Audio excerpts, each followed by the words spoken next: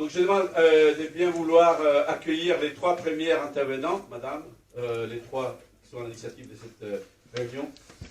Prenez place, hein, c'est convivial, hein, surtout.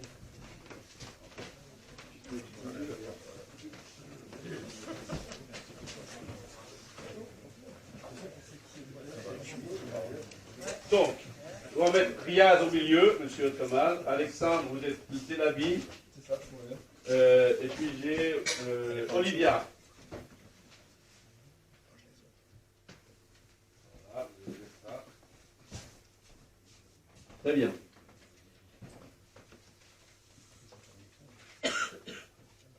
Donc, je vous donne de vouloir, si vous avez la possibilité d'élever votre, en mode avion, votre téléphone.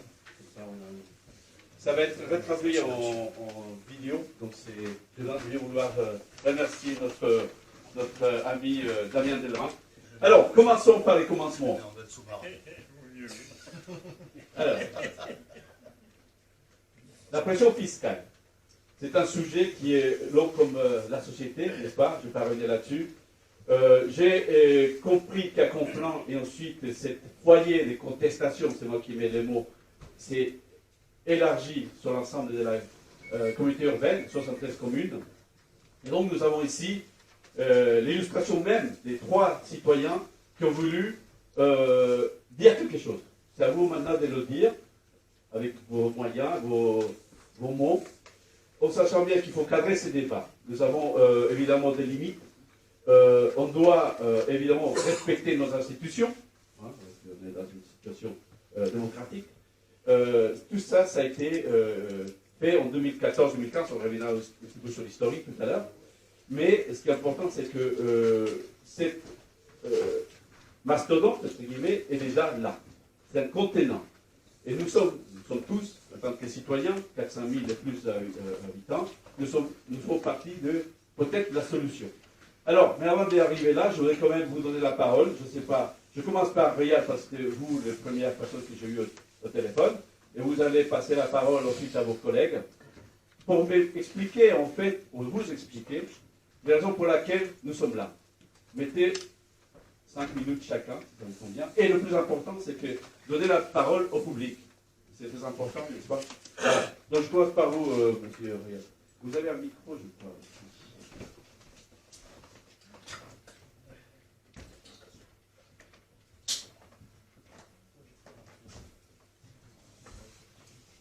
Allô, 1, 2, vous m'entendez?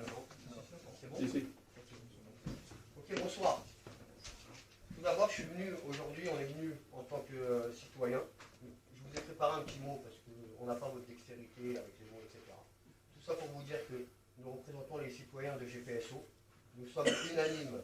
Nous constatons que depuis qu'il y a cette interco, cette pseudo-union de 73 communes décidée par nos politiques, par nos maires, partis prenants pour la majorité d'entre eux, nos conditions de vie se sont dégradées considérablement. Nous, habitants de cette interco, qui est GPSO, hors sol, ce mastodonte sans queue ni tête, nous n'arrivons plus à joindre les deux bouts. Pour certains, à cause d'une fiscalité débordante, écrasante et injuste. Pourquoi injuste? Parce qu'elle sert à masquer la mauvaise gestion d'un machin hors norme, géré par un groupement d'individus qu'on appelle présidente, vice-président et conseiller communautaire. En tout, 141 membres qui jouent aux apprentis sorciers avec notre argent, qui font la pluie et le beau temps, tout en étant déconnectés de la réalité.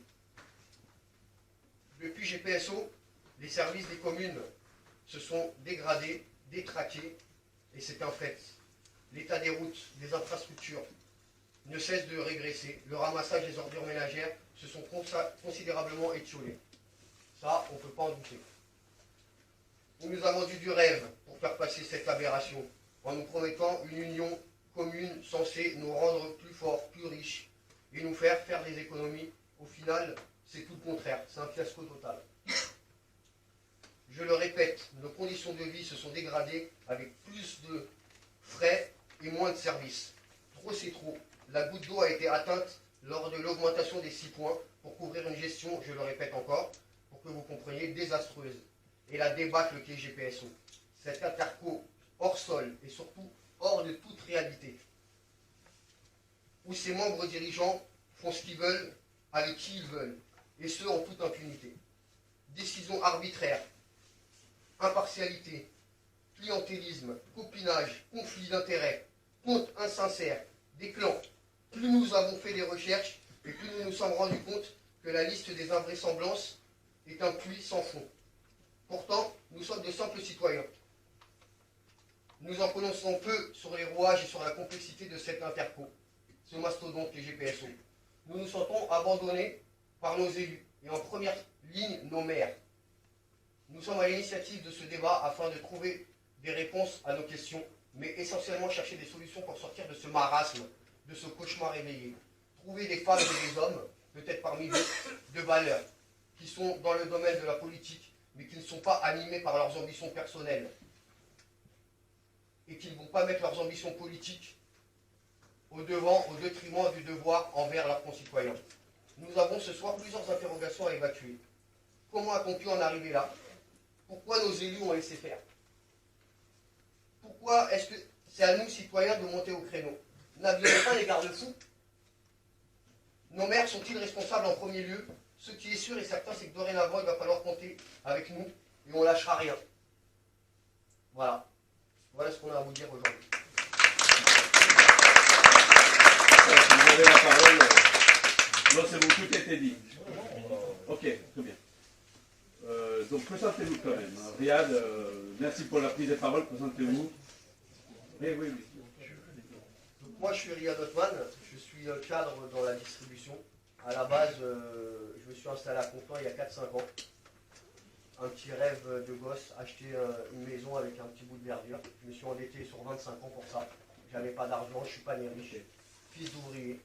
Et arrivé à Conflans, je me rends compte quelques années après que ce n'est plus Conflans. C'est plus le rêve que vous avez souhaité. C'est plus mon rêve, c'est l'Interco. Voilà. Monsieur, présentez-vous. Bonjour à tous, Alexandre Delavie. Donc déjà, je vous remercie d'être parmi nous ce soir. Donc, j'habite également Conflans. Je suis arrivé il y a maintenant 12 ans. Et comme vous tous, on a constaté les mêmes choses, c'est-à-dire des dégradations. La taxe foncière, effectivement, c'est ce qui a fait déborder le vase. Mais si vous êtes là, c'est que vous avez constaté les mêmes choses que nous. C'est-à-dire que les routes dégradées, des lumières qui marchent approximativement, on le voit encore là ce soir. Bon, je ne sais pas si c'est une panne, on espère que ce soit plutôt une panne qu'autre chose. Les déchets ménagers, les déchets, que ce soit végétaux, recyclables, ou tout dont les ramassages sont réduits fortement.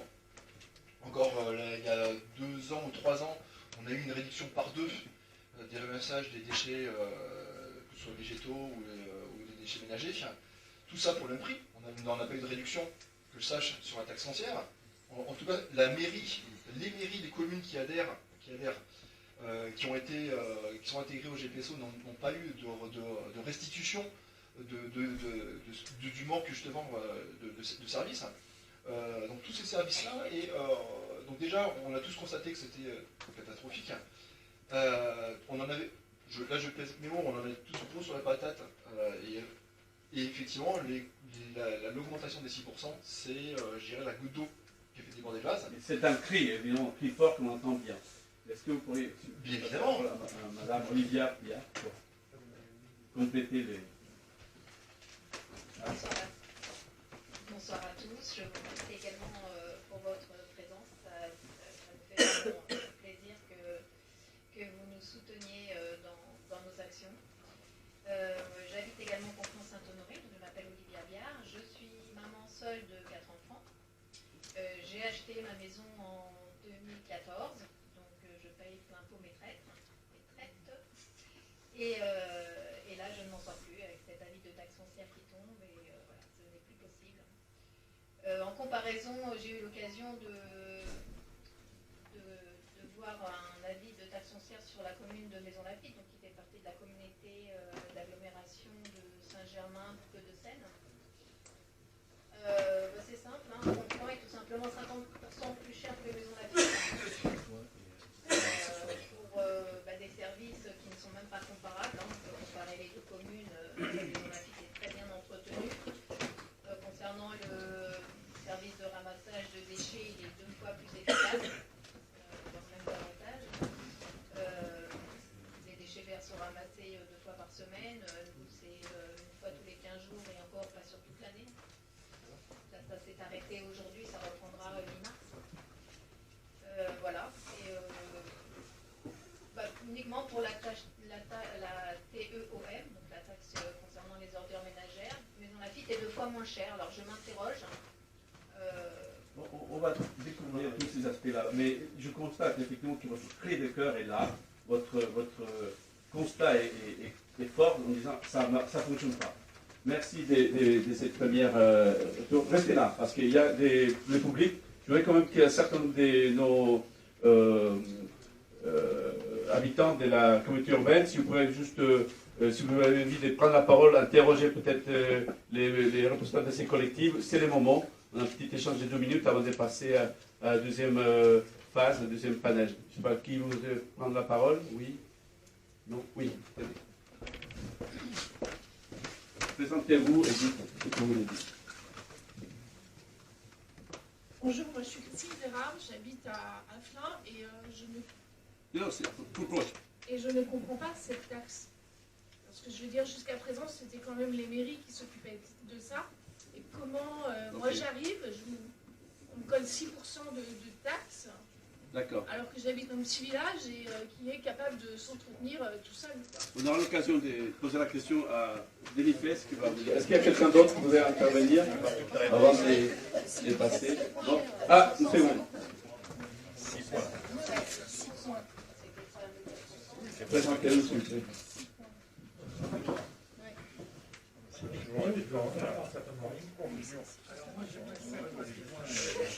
Alors moi, je suis d'accord avec vous. Mais on a un gros problème. Je ne sais pas qui c'est, si c'est Macron, Hollande et tout ça.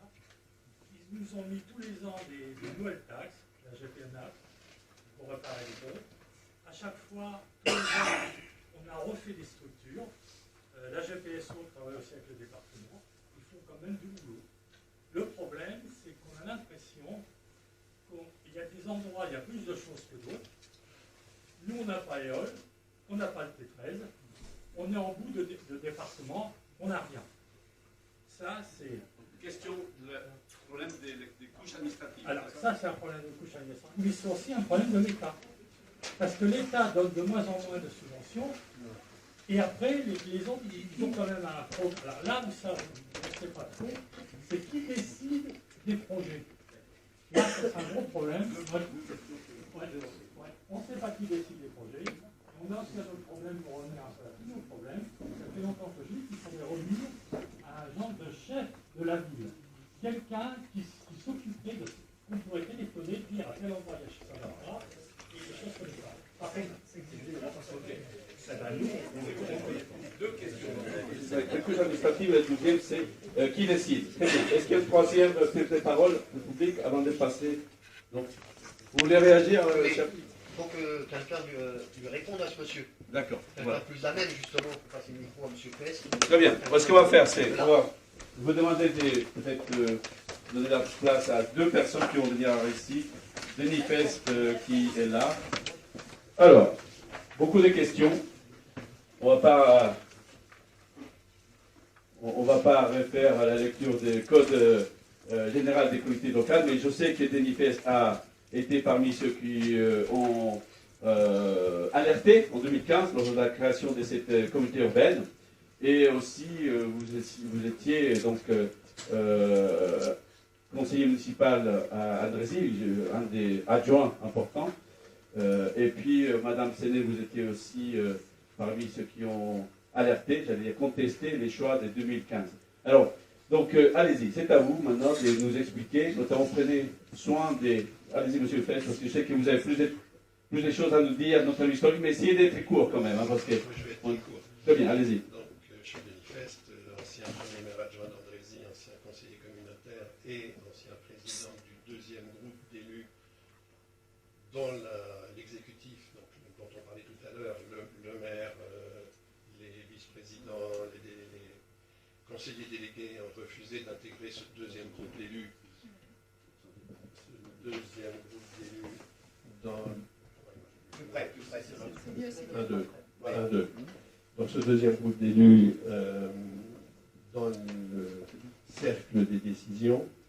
Et donc, ce qui ne nous a pas empêché d'être relativement pertinent avec la jeune personne qui est à ma droite, qui se présentera tout à l'heure. Et nous avons alerté quasiment à chaque conseil communautaire. Donc le conseil communautaire, c'est l'ensemble des, à l'époque, c'était pas 141 des élus qui le composaient, mais un tout petit peu moins, 136 de mémoire. Le 141, c'est depuis 2020. Dans cette assemblée qui, à 141, vous pensez bien qu'elle ne décide de rien.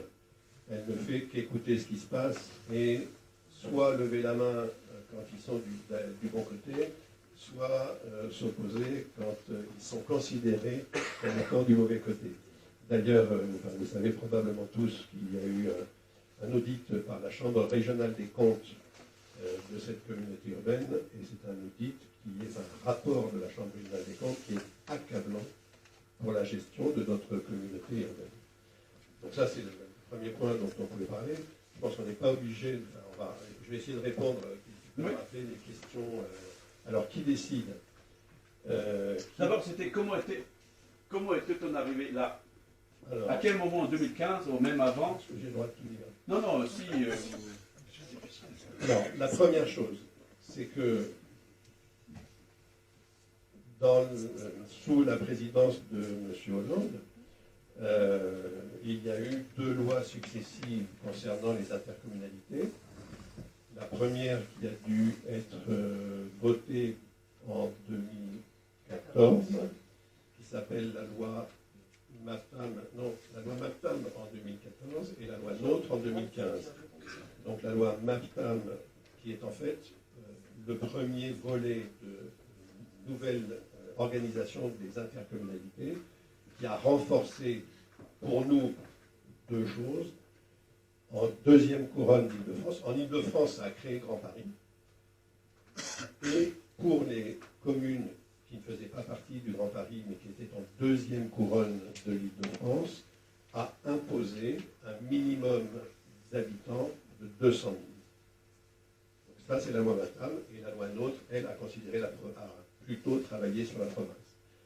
Donc cette loi, a imposé, après des débats à l'Assemblée et au Sénat, un minimum de 200 000 habitants dans les intercommunalités du Tour de Paris et de la première couronne.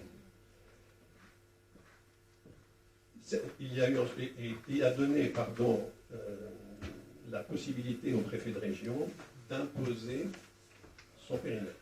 Après discussion, après machin, après vote des communes, certains doivent s'en rappeler, mais à donner en dernier ressort la capacité au préfet de région de décider de quel serait le périmètre de chacune des intercommunalités de ce grand territoire.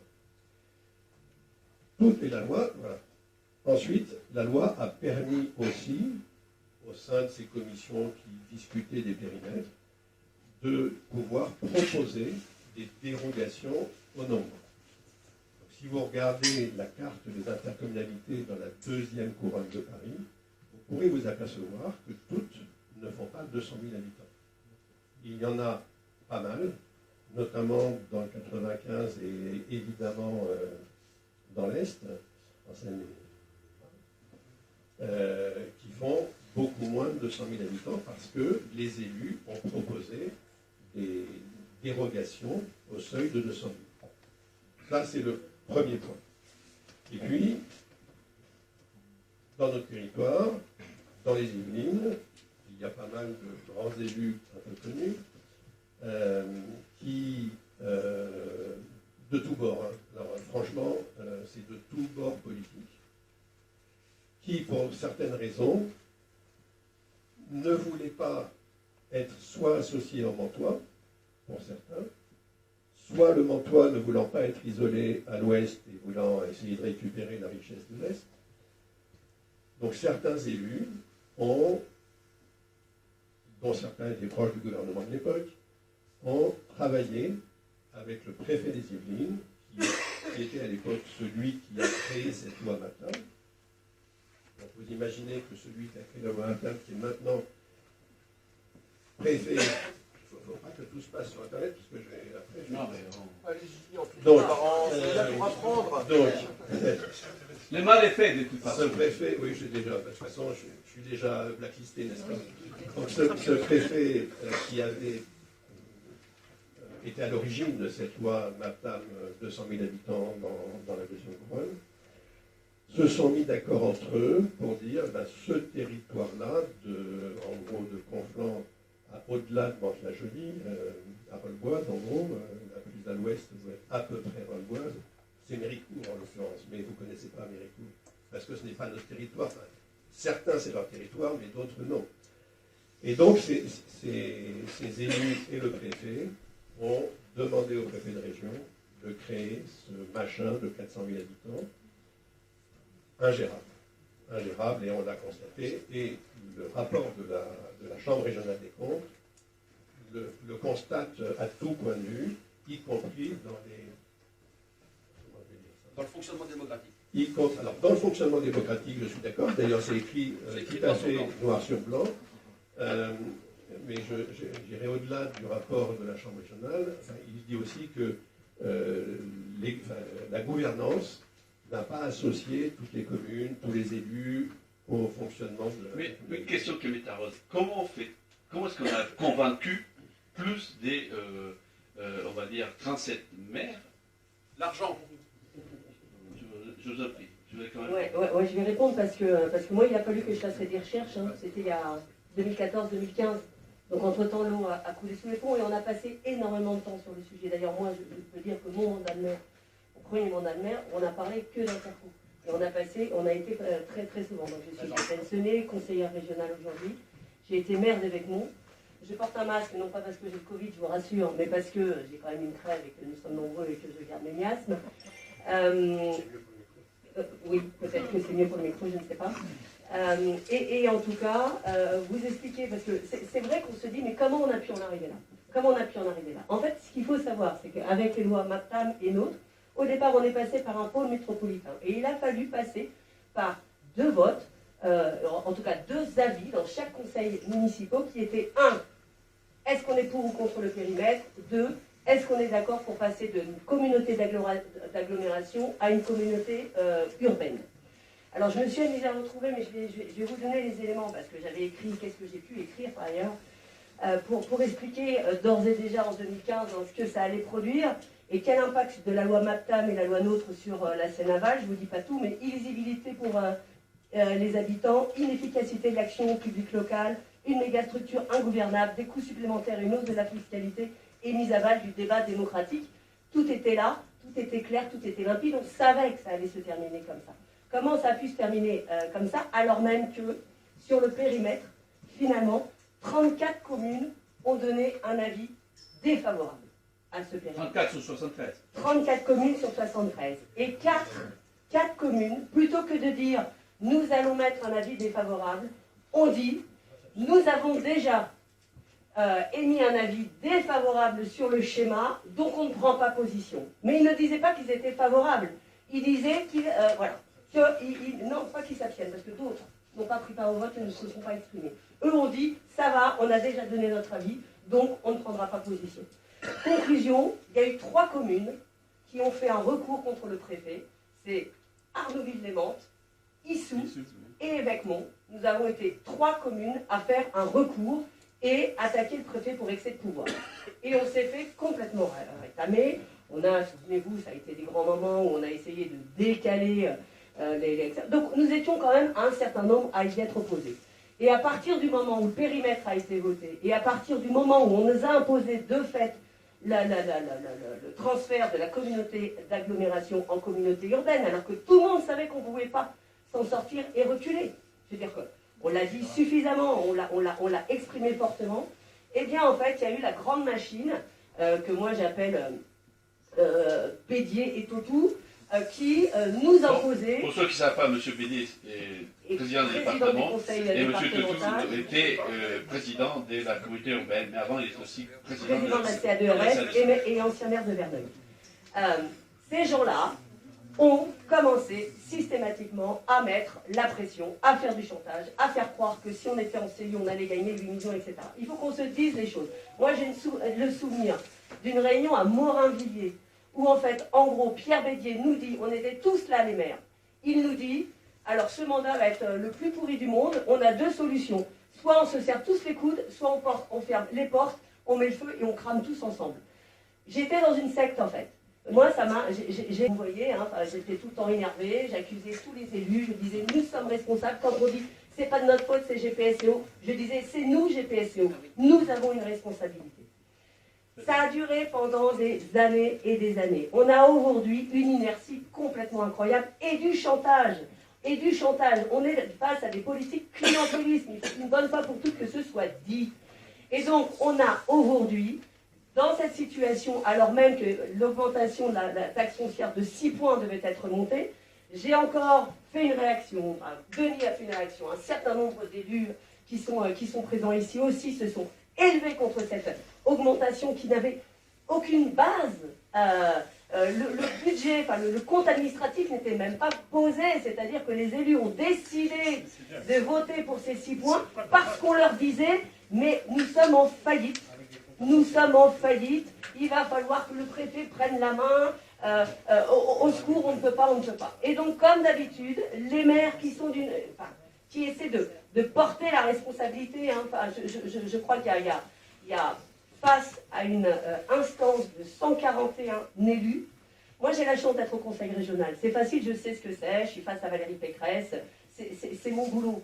Donc c'était facile pour moi de faire des amendements, de faire des prises de parole sur un certain nombre de sujets que je maîtrisais. Si j'avais été petite maire rurale, eh bien j'aurais suivi, quoi. Je ne me serais pas tant posé de questions. Et donc aujourd'hui, la réalité, c'est que nous sommes face à une aberration la plus totale, et vraiment, je vous remercie enfin de bouger, parce que ça fait depuis un petit bout de temps que nous sommes quelques-uns minoritaires à dire stop, c'est plus possible, et qu'aujourd'hui, on est face, alors qu'on est en pleine crise sociale, en pleine crise énergétique, enfin, évidemment que ces 6 points n'allaient pas passer. Et je ne comprends même pas comment des maires ont pu soit s'abstenir, enfin des conseillers communautaires, parce que c'est pas que des maires, soit s'abstenir, soit voter pour en se disant ah ben c'est pas bien, mais enfin on va quand même le faire parce qu'on ne peut pas fonctionner. Là, je pense qu'il y a encore un problème de responsabilité. On va respirer un petit peu là.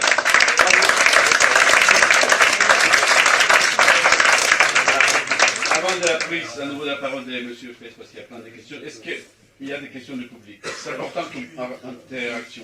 Ok. Alors, une question là-bas? Parce que c'est bien de faire de sorte que le public participe quand même. Qui vous êtes? Votre nom? Quel lycée? Je voudrais savoir pourquoi, alors que vous avez fait tant d'alerte depuis 2015, vu dériver les choses et vu le rapport de la Cour des comptes, la seule réponse qu'on obtienne aujourd'hui, c'est qu'il n'est pas possible de sortir de cette grande communauté. Allez-y. Merci. Merci. Et un certain nombre d'anciens élus, d'anciens maires,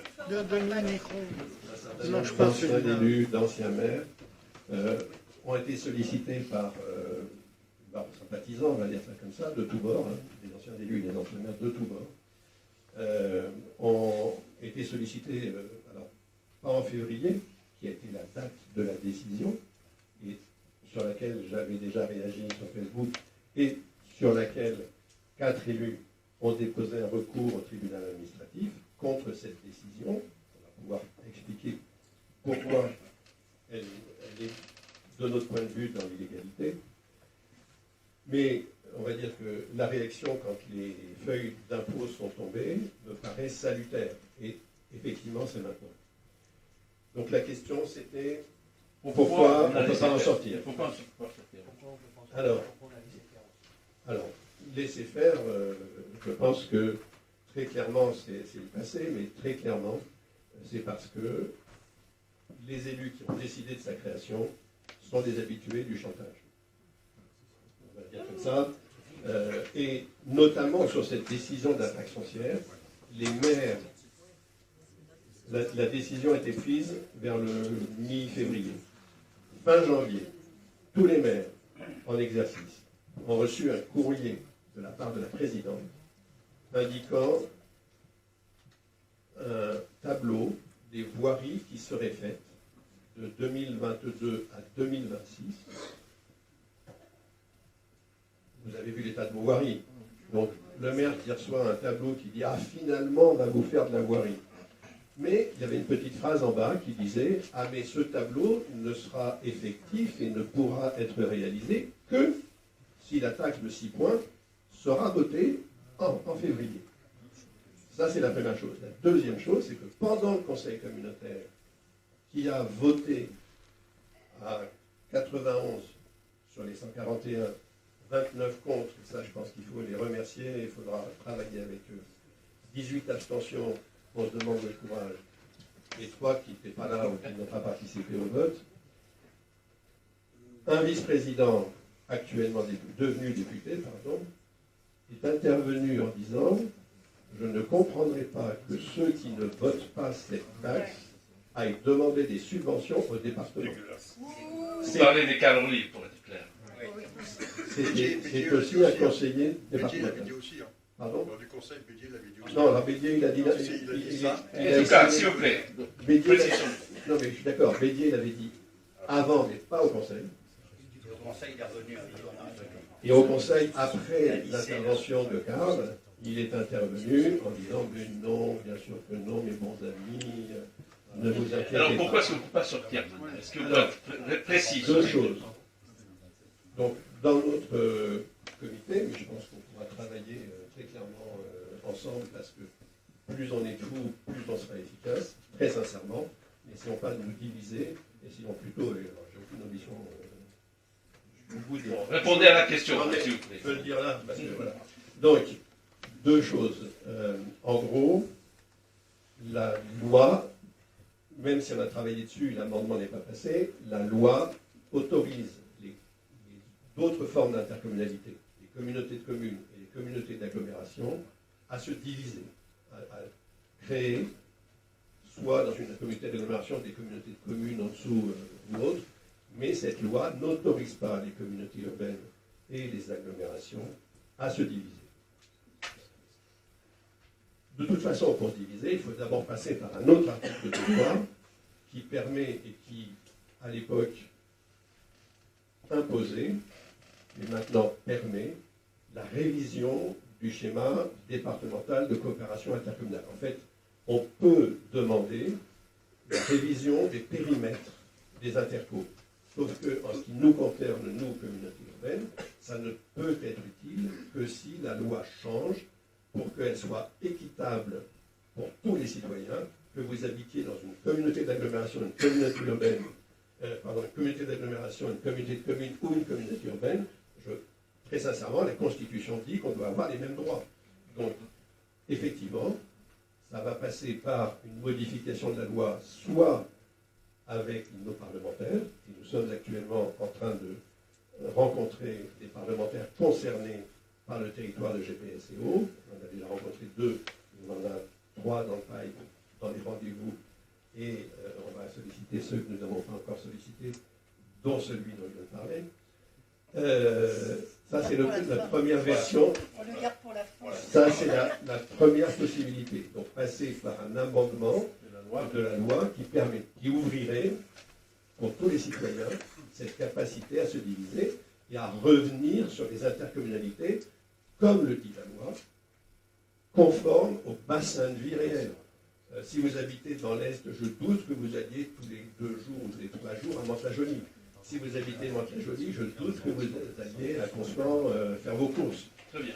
Donc la réponse a été claire. Et la deuxième Oui. possibilité, c'est de passer par une question prioritaire de constitutionnalité qui nécessite d'abord d'avoir un recours spécifique pour demander effectivement éventuellement cette division, qui pourrait être refusée, et donc sur la base de ce refus, on pourrait déposer une question prioritaire. C'est un terme un peu barbare, mais en fait ça permet au Conseil constitutionnel d'annuler la loi. Très bien. D'annuler la loi. Très bien, merci pour cette précision. Madame Séné, peut-être vous pourrez compléter par rapport à ce qui était. Une question qui n'a pas été quand même dit. pourquoi est-ce qu'on est arrivé là. Je voudrais juste que vous nous précisiez les jeux des acteurs. Autrement dit, et ce que j'ai constaté, mais peut-être vous allez me dire le contraire, c'est que finalement, on était, quand on dit on, les élus qui étaient au conseil communautaire, ils se sont fait avoir, mais doucement. Je me rappelle qu'il y avait des voyages à Strasbourg pour dire, voilà, ça marche bien une communauté urbaine. Il y avait des voyages, des petites cadeaux, j'allais dire, pour que les gens acceptent la dose. Ouais, mais ça joue pas peut-être tant pas. que ça. Ouais, non, pas tant que ça. En fait, il y avait 6 EPCI, 6 intercos, 6 présidentes, et ce sont, au travers d'un pôle métropolitain, finalement, ces 6 présidents qui ont pris la décision et qui ont porté. Ça, c'est comme ça que ça s'est terminé. Alors, ils ont été peut-être une fois à Strasbourg. Moi, je ne crois pas qu'il y ait eu... Alors, il y a peut-être eu des dîners, hein, ça c'est certain, à la Maison Élisabeth, mais... à Versailles. À Versailles, bien évidemment, mais je parle, voilà. Moi, en tout cas, ce que je veux dire aujourd'hui, c'est que l'élu, le maire, les conseils municipaux, s'ils veulent, parce qu'ils ont perdu les compétences, ils avaient perdu la voirie, l'électricité, l'assainissement, enfin, ils avaient perdu toutes leurs compétences, s'ils ne disaient pas oui, on leur coupait les billes. Enfin, et on a des maires, on connaît des maires qui n'avaient pas de subvention du conseil général. Moi, je n'ai quasiment jamais demandé de subvention, parce qu'il en était hors de question que j'avais quémandé. Je ne voulais pas donner le sentiment qu'il fallait que, et je m'étais déjà battue avec RVD sur le sujet. Donc tant pis, c'est un choix politique. Mais pour beaucoup, dans leur petite commune, quand on n'a pas les moyens, quand on n'a pas de budget, et finalement on n'a pas le choix. Sauf que ça, il faut que ça s'arrête. Ça y est, on a bien vu que ce mode de fonctionnement n'est plus acceptable. Moi, je voulais peut-être juste rajouter une chose. Je ne suis pas tout à fait sur la même position du fait qu'il faut casser cette CU et en recréer 2 autres. Pourquoi? Quand on voit le temps que ça prend pour créer une intercommunalité, pour mettre les structures en place, les agents, s'organiser, quand on voit finalement ce territoire nord-yvelines, industriel, avec une histoire commune, autour de l'automobile, autour de l'aéronautique, avec cette mixité que nous avons, et cette chance entre les villes denses, les villes très urbaines, mais également le parc naturel du Vexin et ces villages ruraux, moi je crois réellement, j'ai toujours défendu qu'il y a un vrai projet de territoire dont on peut porter. Parce que ce projet de territoire, alors que nous allons vers un monde de plus en plus difficile, vers du réchauffement climatique, la ville dense a besoin d'espace, elle a besoin d'autonomie alimentaire, et que ce territoire est d'une richesse extraordinaire. Et moi je crois qu'au contraire, avec des élus responsables, avec un vrai projet de territoire, avec bien évidemment la prise en compte des pressions financières en fait, que les gens ont, moi je crois qu'il y a quelque chose à construire. Mais avant de dire ça, ou prendre au doigt mouillé à dire on se sépare en deux, en fait il faut un diagnostic, un bilan réel, voir qui a gagné quoi, qui a perdu quoi, où ont été les investissements, parce qu'il n'y a pas eu d'égalité de traitement dans les investissements, et qu'il va falloir donc rétablir, parce que c'est quand même les habitants, enfin c'est vous, c'est nous qui avons payé de notre poche, et il y en a certains ont beaucoup plus bénéficié que d'autres. Et donc à un moment donné, il faut un rééquilibrage. Et moi je veux avoir, enfin il me semble indispensable d'avoir une image indépendante, très claire de ce qui a été produit, et que si on doit séparer cette intercommunalité, ça ne se passe pas au détriment des uns et des autres, mais que bien il y ait un projet de territoire, global. Moi c'est ce qui me désespère aujourd'hui, c'est que cette CU, elle n'est pas portée. Donc, il faut écouter, lire, regarder ce qui se dit et voir. Enfin, je pense qu'il y a vraiment, à un moment donné, si on veut prendre les choses en main, eh ben, il faut aller, voilà, il faut échanger en tout cas. Et c'est ce genre de réunion qui nous permet de le faire. Permettez-moi juste de prendre une petite pause. Peut-être le public veut réagir parce que quand même c'est important. Même si effectivement la parole des... Donc, moi, je ne sais pas pour vous, moi je travaille dans le privé à côté de ça, je me dis, quand le conseil d'administration de la boîte vient me voir, je me dis, Mickaël, si on n'augmente pas les tarifs, bah, on ne paiera plus les salaires, on n'investira plus, etc., etc. À mon simple niveau de conseiller communautaire, avec une semaine, puisque la commission se passe une semaine avant le conseil communautaire, et avec les éléments qui étaient à ma disposition, j'ai décidé en toute responsabilité de voter cette création de fiscalité. Voilà, ça c'est ce qui s'est passé. Donc je voulais quand même vous apporter ce témoignage. Bah, je suis le seul, donc c'est bien simple. On va l'applaudir.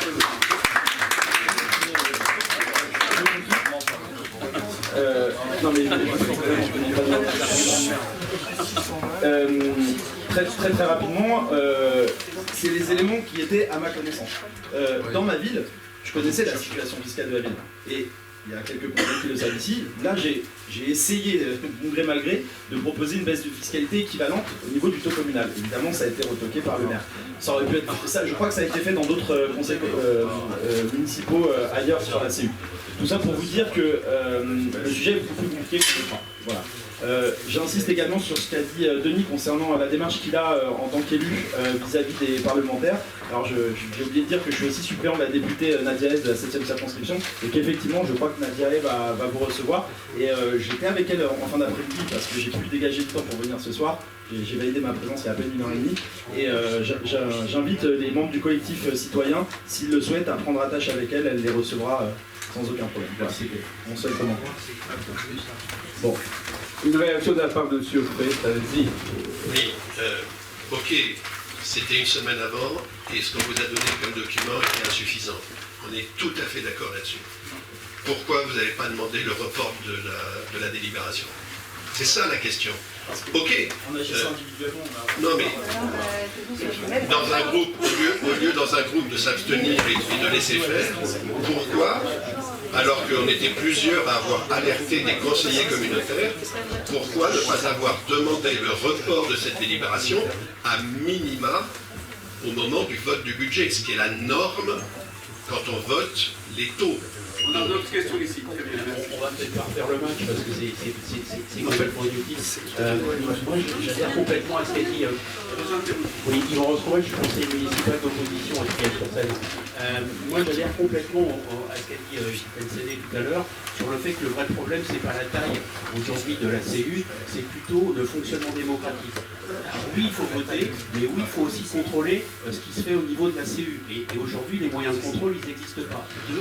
Je pense qu'il faut aussi revisiter le mode électoral, le code électoral, parce que c'est la seule élection aujourd'hui où vous ne votez pas sur un projet, vous votez sur des candidats qui sont présentés dans votre commune. Mais vous ne savez pas ce qu'ils vont porter, vous ne savez pas quel projet ils vont porter. Ça, c'est profondément inadmissible, et je pense que c'est anti-démocratique déjà à la base. Donc il faudrait déjà se poser la question du mode d'élection des conseillers communautaires, et après, effectivement, on verrait qu'ils se présentent sur un vrai projet, et pas simplement sur leur bonne tête, bien sympathique par ailleurs, mais sur lequel on ne peut pas évaluer par ailleurs les engagements qui ont pu être pris.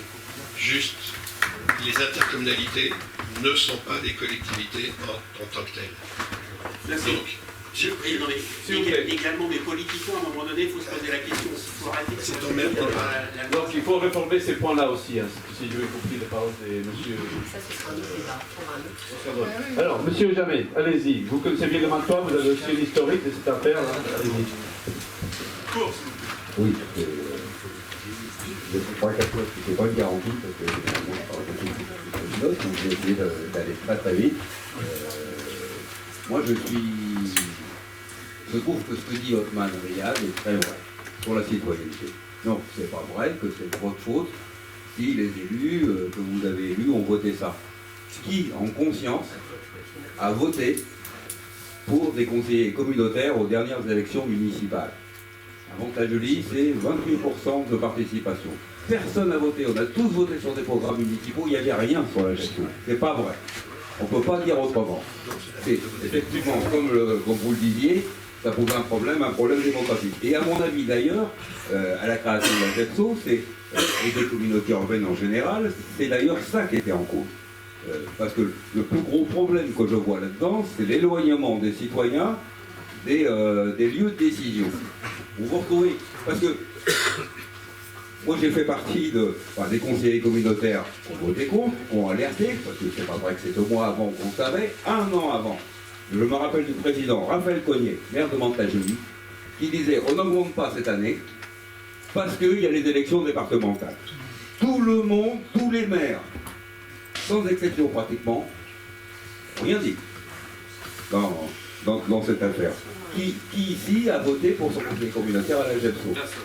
C'est la raison pour laquelle je m'étais présenté symboliquement, bien sûr, 2 fois contre Raphaël Cognet à la présidence de la GEPSO et contre Cécile Tamid-Popescu la 2e fois. Parce que ça pose toute une série de problèmes.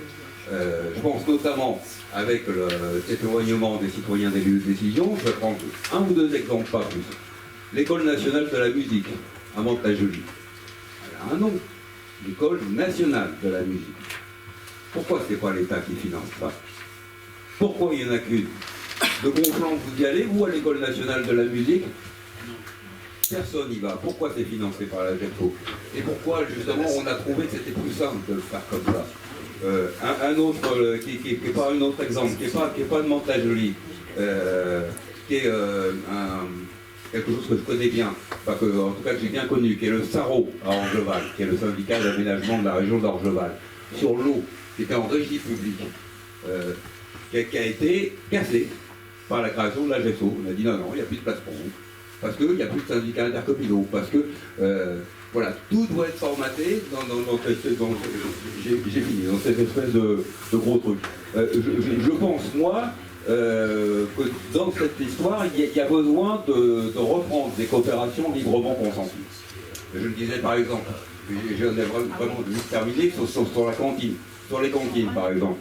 On est, par exemple, nous à Mantes-la-Jolie, bon, je dis mieux à Mantes-la-Jolie, on est pour les cantines en régie.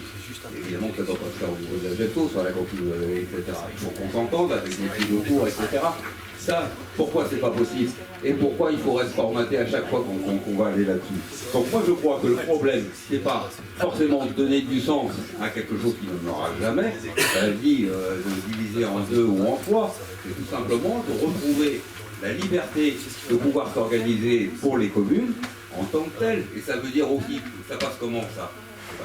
Il faut déshabiller, c'est-à-dire que, évidemment, si on tient des projets de loi et qui mettront des années à passer à l'Assemblée nationale, on n'y arrivera pas, mais les citoyens dans cette affaire, comment on fait pour que tous les élus, parce que je rappelle quand même que sur 141 conseillers communautaires, il y en a 73 qui sont maires, c'est-à-dire qu'il y en a très peu qui sont élus en dehors des maires. Comment les citoyens y rentrent là-dedans?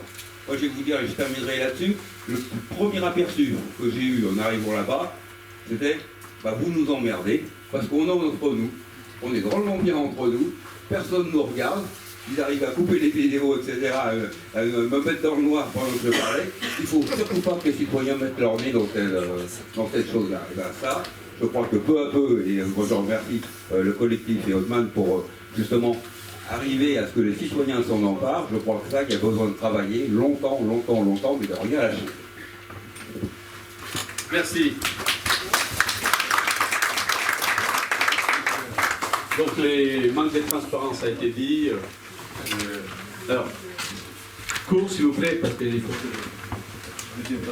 Alors Lionel Boré, élu d'opposition au Murau. Voilà. Ancien élu du Murau aussi.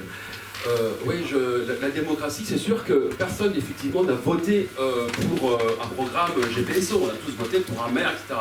Alors chez nous, c'est pareil, 73% d'abstention. Mais en fait, moi je passe mon temps à rappeler le fonctionnement démocratique au conseil municipal, à savoir que finalement il faudrait que la position des élus nous représentants, parce qu'ils sont censés nous représenter, nous, et défendre l'intérêt général des Muriotains pour ce qui me concerne, donc il faudrait que les sujets qui seront abordés à GPSO soient d'abord traités en conseil municipal, et après ils vont porter leur bonne parole avec l'assentiment du conseil municipal, ce qui n'est jamais fait. Je suis le seul à parler de GPSO au conseil municipal. Alors je me suis, merci Denis, parce que je me suis pris un grand plaisir à lire votre billet en dénonçant tout ce qui était dans l'illégalité. Alors tout le monde regardait le plafond au parterre, j'étais enchanté, Monsieur Delarin peut en témoigner. et en fait, je voulais dire aussi que ce qui m'étonne, c'est, je pense à l'article 40 du Code pénal. Mais alors, donc l'article 40, pour ceux qui ne le connaissent pas, c'est toute autorité constituée, tout agent, n'importe quelle personne témoin de quelque chose d'illégal doit le dénoncer aux autorités, donc à la justice, au procureur de la République. Donc même les maires qui sont donc de facto des autorités constituées devraient se dénoncer d'avoir commis un acte illégal au procureur de la République. Et tous les fonctionnaires qui travaillent sur les dossiers devraient aussi... C'est monstrueux, quoi. Alors le préfet qui n'intervient pas, parce qu'une délibération est illégale, donc le préfet en principe il doit donc annuler la décision et prendre la main. Il refuse de le faire. Alors, c'est quand même, alors là, si le préfet refuse d'appliquer la loi, mais c'est monstrueux. Alors, le procureur de la République ne se saisit pas de l'ensemble des illégalités, pourtant il est forcément au courant, je pense que les procureurs sont au courant de ce qui se passe à GPSO. Pourquoi? Non mais c'est monstrueux. Et après, donc moi, c'est quand je dis au conseil municipal, par exemple, que quand on fait des réflexions sur certains... Mais il y a des zones de non-droit, mais on pense au quartier des Mureaux, mais c'est faux. Non, je pense à GPSO, monsieur le maire. Voilà. Merci. Voilà. Donc c'est l'illégalité à tous les niveaux, et puis la non-démocratie à tous les niveaux. C'est pour ça qu'il faut intervenir et mettre la pression à nos élus sur le terrain, mais elle est pas violente dans les mots, hein. Il faut s'arrêter aux mots, mais mettre la pression pour qu'ils se bougent là-haut, quoi. Parce que sinon ils ne feront absolument rien, ils sont au chaud comme vous l'avez dit. Merci. C'est notre objectif. Donc mettons la pression dans un système qui est opaque, dit-on. Donc comment on fait? Est-ce que dernière prise de parole de vous trois, après ensuite donner la parole au suivant? L'intérêt maintenant, c'est de savoir comment on peut rendre soit efficace en restant dans ce machin. Je n'y crois pas un seul instant, parce que aujourd'hui, vu la taille, effectivement, il y a une mafia avec la pression, mais les décisions, les dépenses sont faites par les agents publics. Donc la communauté urbaine, en fait, elle est gérée par le personnel, les hauts fonctionnaires qui ont été mis en place par le président du département, mais les vice-présidents, ils font que annoncer ce que leur ont dit les services pendant le conseil communautaire. Hein. Et quand vous leur posez une question, parce que vous, dans l'opposition, vous avez lu les délibérations, vous avez lu les annexes, et vous posez des questions, on considère que, mon Dieu, c'est un crime de lèse-majesté. Donc la question, c'est comment on peut devenir efficace. La première chose, effectivement, signer les pétitions, celle qui est en cours, la nôtre si vous voulez. L'objectif, c'est qu'on soit le maximum possible à avoir signé ces pétitions. Maintenir la pression. Pour pouvoir obtenir l'annulation de la décision de hausse de la fiscalité. Il y a un recours en cours, mais ça ne suffit pas. S'il y a une pression suffisante, l'exécutif pourrait revenir dessus, surtout que, je vous rappelle qu'en 2023, vos bases vont augmenter d'un minimum 7%. Donc le taux de 6 points, qui a été augmenté de 3,5 points sur vos bases, donc c'est 6 points sur vos bases augmentés de 3,5 points en 2022, c'est plus 7% en 2023. Donc si vous ne faites rien, si ensemble on ne fait pas, voilà, attendez, premier point.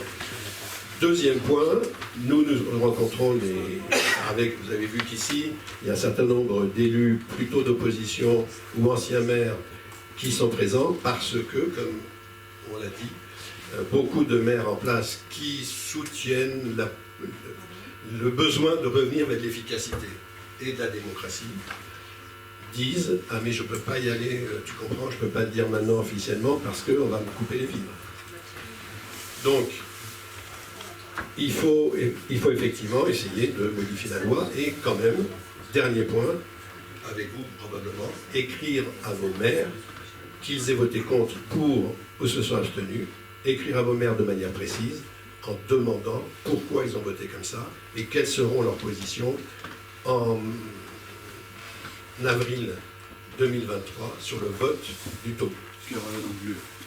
Passez la parole à madame et ensuite... Oui, très brièvement, alors ne pas me faire dire ce que je n'ai pas dit. J'ai pas dit que vous êtes responsable de ce chaos. Je n'ai pas dit comme ça. J'ai dit tout le monde responsable. J'ai dit tout le monde responsable. Les citoyens, parce qu'au final, c'est eux qui décident quel élu va être. Et puis, l'élu, quand il vote et qui dit « Ah ben moi, on m'a dit ça », et ben son rôle aussi, c'est d'aller chercher l'information. Et il devrait se dire « J'ai pas le compte administratif, on me demande de faire voter un taux tant que le compte administratif n'est pas là, ça c'est pas normal. » Et donc c'est aussi le rôle de l'élu, de se former, de comprendre, regarder comment ça fonctionne et d'aller prendre les décisions et de voter de manière éclairée. Parce que c'est ça le rôle de l'élu aussi. Hein. Il est là pour ça. Donc tous responsables en fait, si on devait résumer. Il y a une chose aussi dont on n'a pas parlé. Nous on était un petit groupe de 4. Quand on est arrivé, on avait embêté tout le monde en déposant des amendements à la première séance d'investiture, tout le monde se gossait, mobilité, on avait demandé plein de choses, mais on avait demandé à ce qu'il y ait la mise en place immédiate d'une agora citoyenne, c'est-à-dire qu'il y ait une gouvernance citoyenne qui soit inclue au sein de GPSEO. On a eu un CODEV dont on a un ancien député qui devait nommer, etc., enfin qui n'a jamais suivi, mais il aurait fallu, et c'était, le CODEV devrait être une instance par tirage au sort, enfin tout peut être créé pour que justement il puisse y avoir également un contrôle citoyen. Ça aussi c'est une demande qui doit être faite maintenant, à mon sens, pour pouvoir faire en sorte que vous puissiez vraiment avoir les informations de ce qui se passe, que vous puissiez vous autosaisir de sujets que vous ne comprenez pas et d'aller les interpeller pour avoir des réponses. Ça aussi, ça me semble être une réponse importante. À vous. Du coup, je rajouterais que la hausse de 6%, nous allons chacun aller voir nos maires. On a été augmenté de 6 points, ils vont nous baisser le taux communal de 6 points. Ils vont assumer. Et là, ils veulent nous augmenter de 6 points, et ben ils vont rebaisser le taux communal de 6 points. Et les maires qui adhèrent et qui nous foutent là-dedans au niveau de GPSO, ils vont plus repasser. C'est passé une fois ça, mais ça ne se repassera pas une autre fois. Tous les maires qui nous ont mis dedans, ne vous représentez pas. Parce que là, les citoyens sont sortis, ils vont plus vous lâcher. On vous prévient. Merci pour ces propos. Alors, ce que je propose, on va changer les panels, on aura donc besoin, les amis de l'UNPI, la Union nationale des propriétaires immobiliers, s'ils sont là. Ah ben voilà. On vient boycotter. Super, venez par là.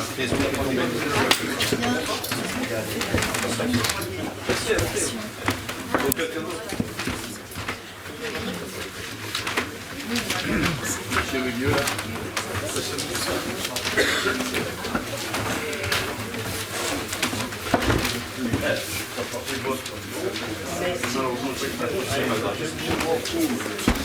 Alors, on a parlé de la pression fiscale. C'était bien de faire les cadrages. C'était donc fait la toile de fond, notamment la partie administrative, la partie politique. Et il nous reste effectivement les fonds de la question, c'est la pression fiscale, notamment la taxe foncière sur le non bâti. Alors, juste pour... sur le bâti. Sur le bâti, pardon. Il y a aussi les non bâtis. C'est pas le sujet. C'est pas le sujet. Voilà, ça y est. Excusez-moi, je suis un peu fatigué.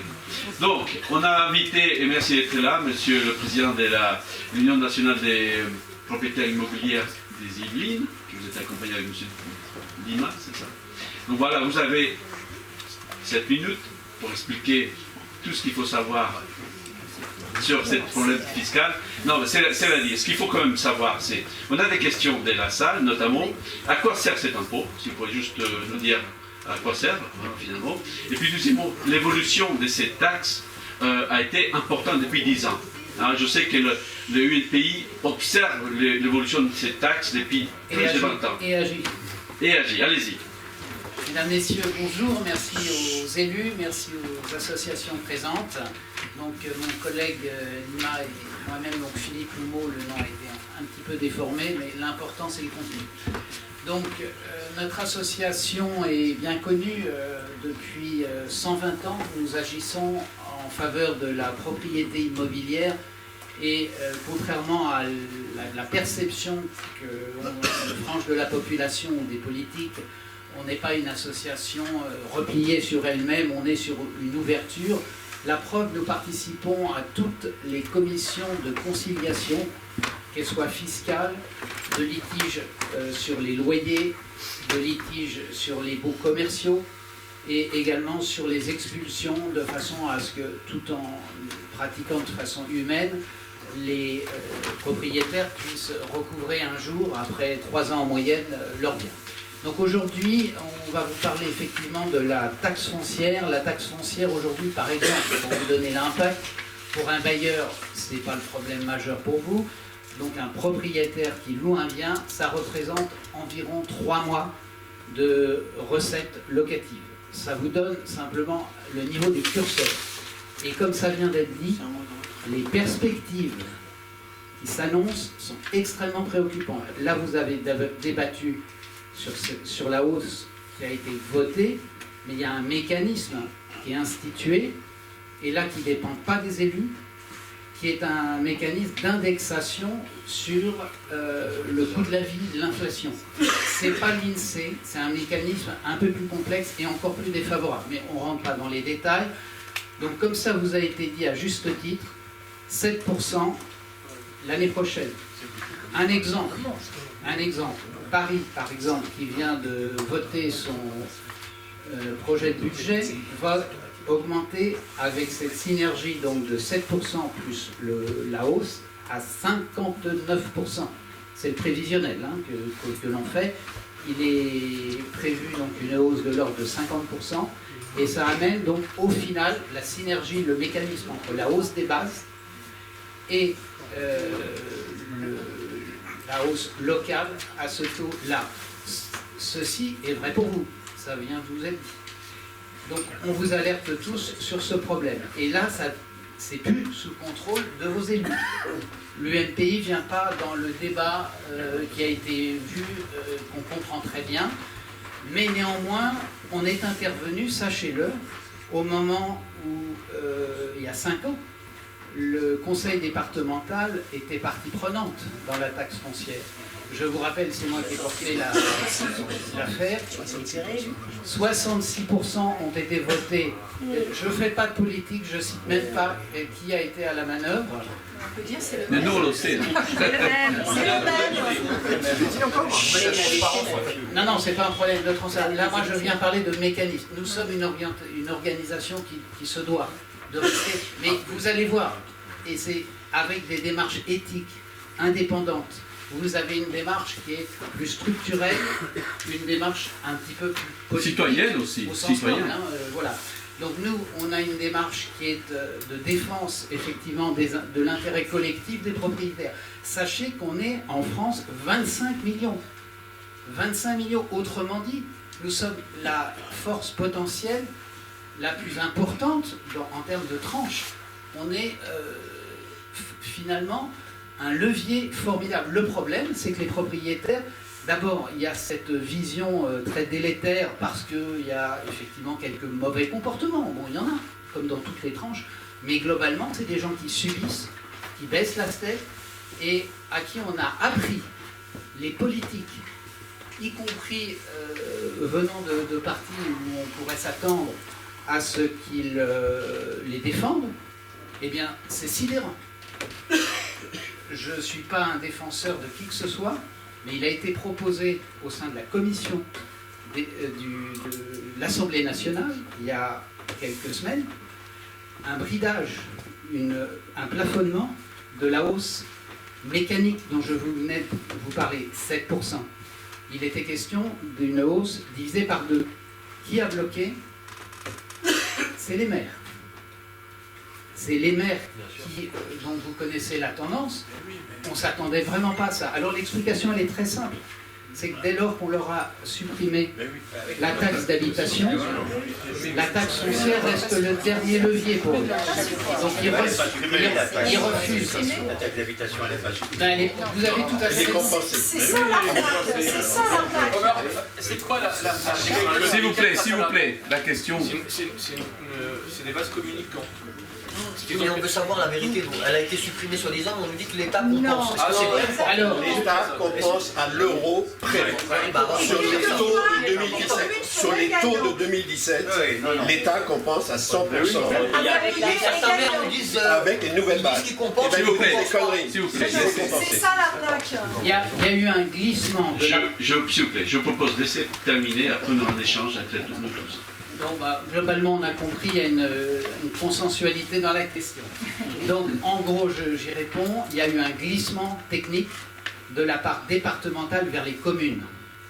Et la part départementale est compensée par l'État au travers d'un reversement partiel des recettes de la TVA. Et certaines collectivités territoriales bénéficient aussi de cette TVA. Et voilà, là, vous êtes beaucoup plus qualifié que moi. On a entendu donc la réponse.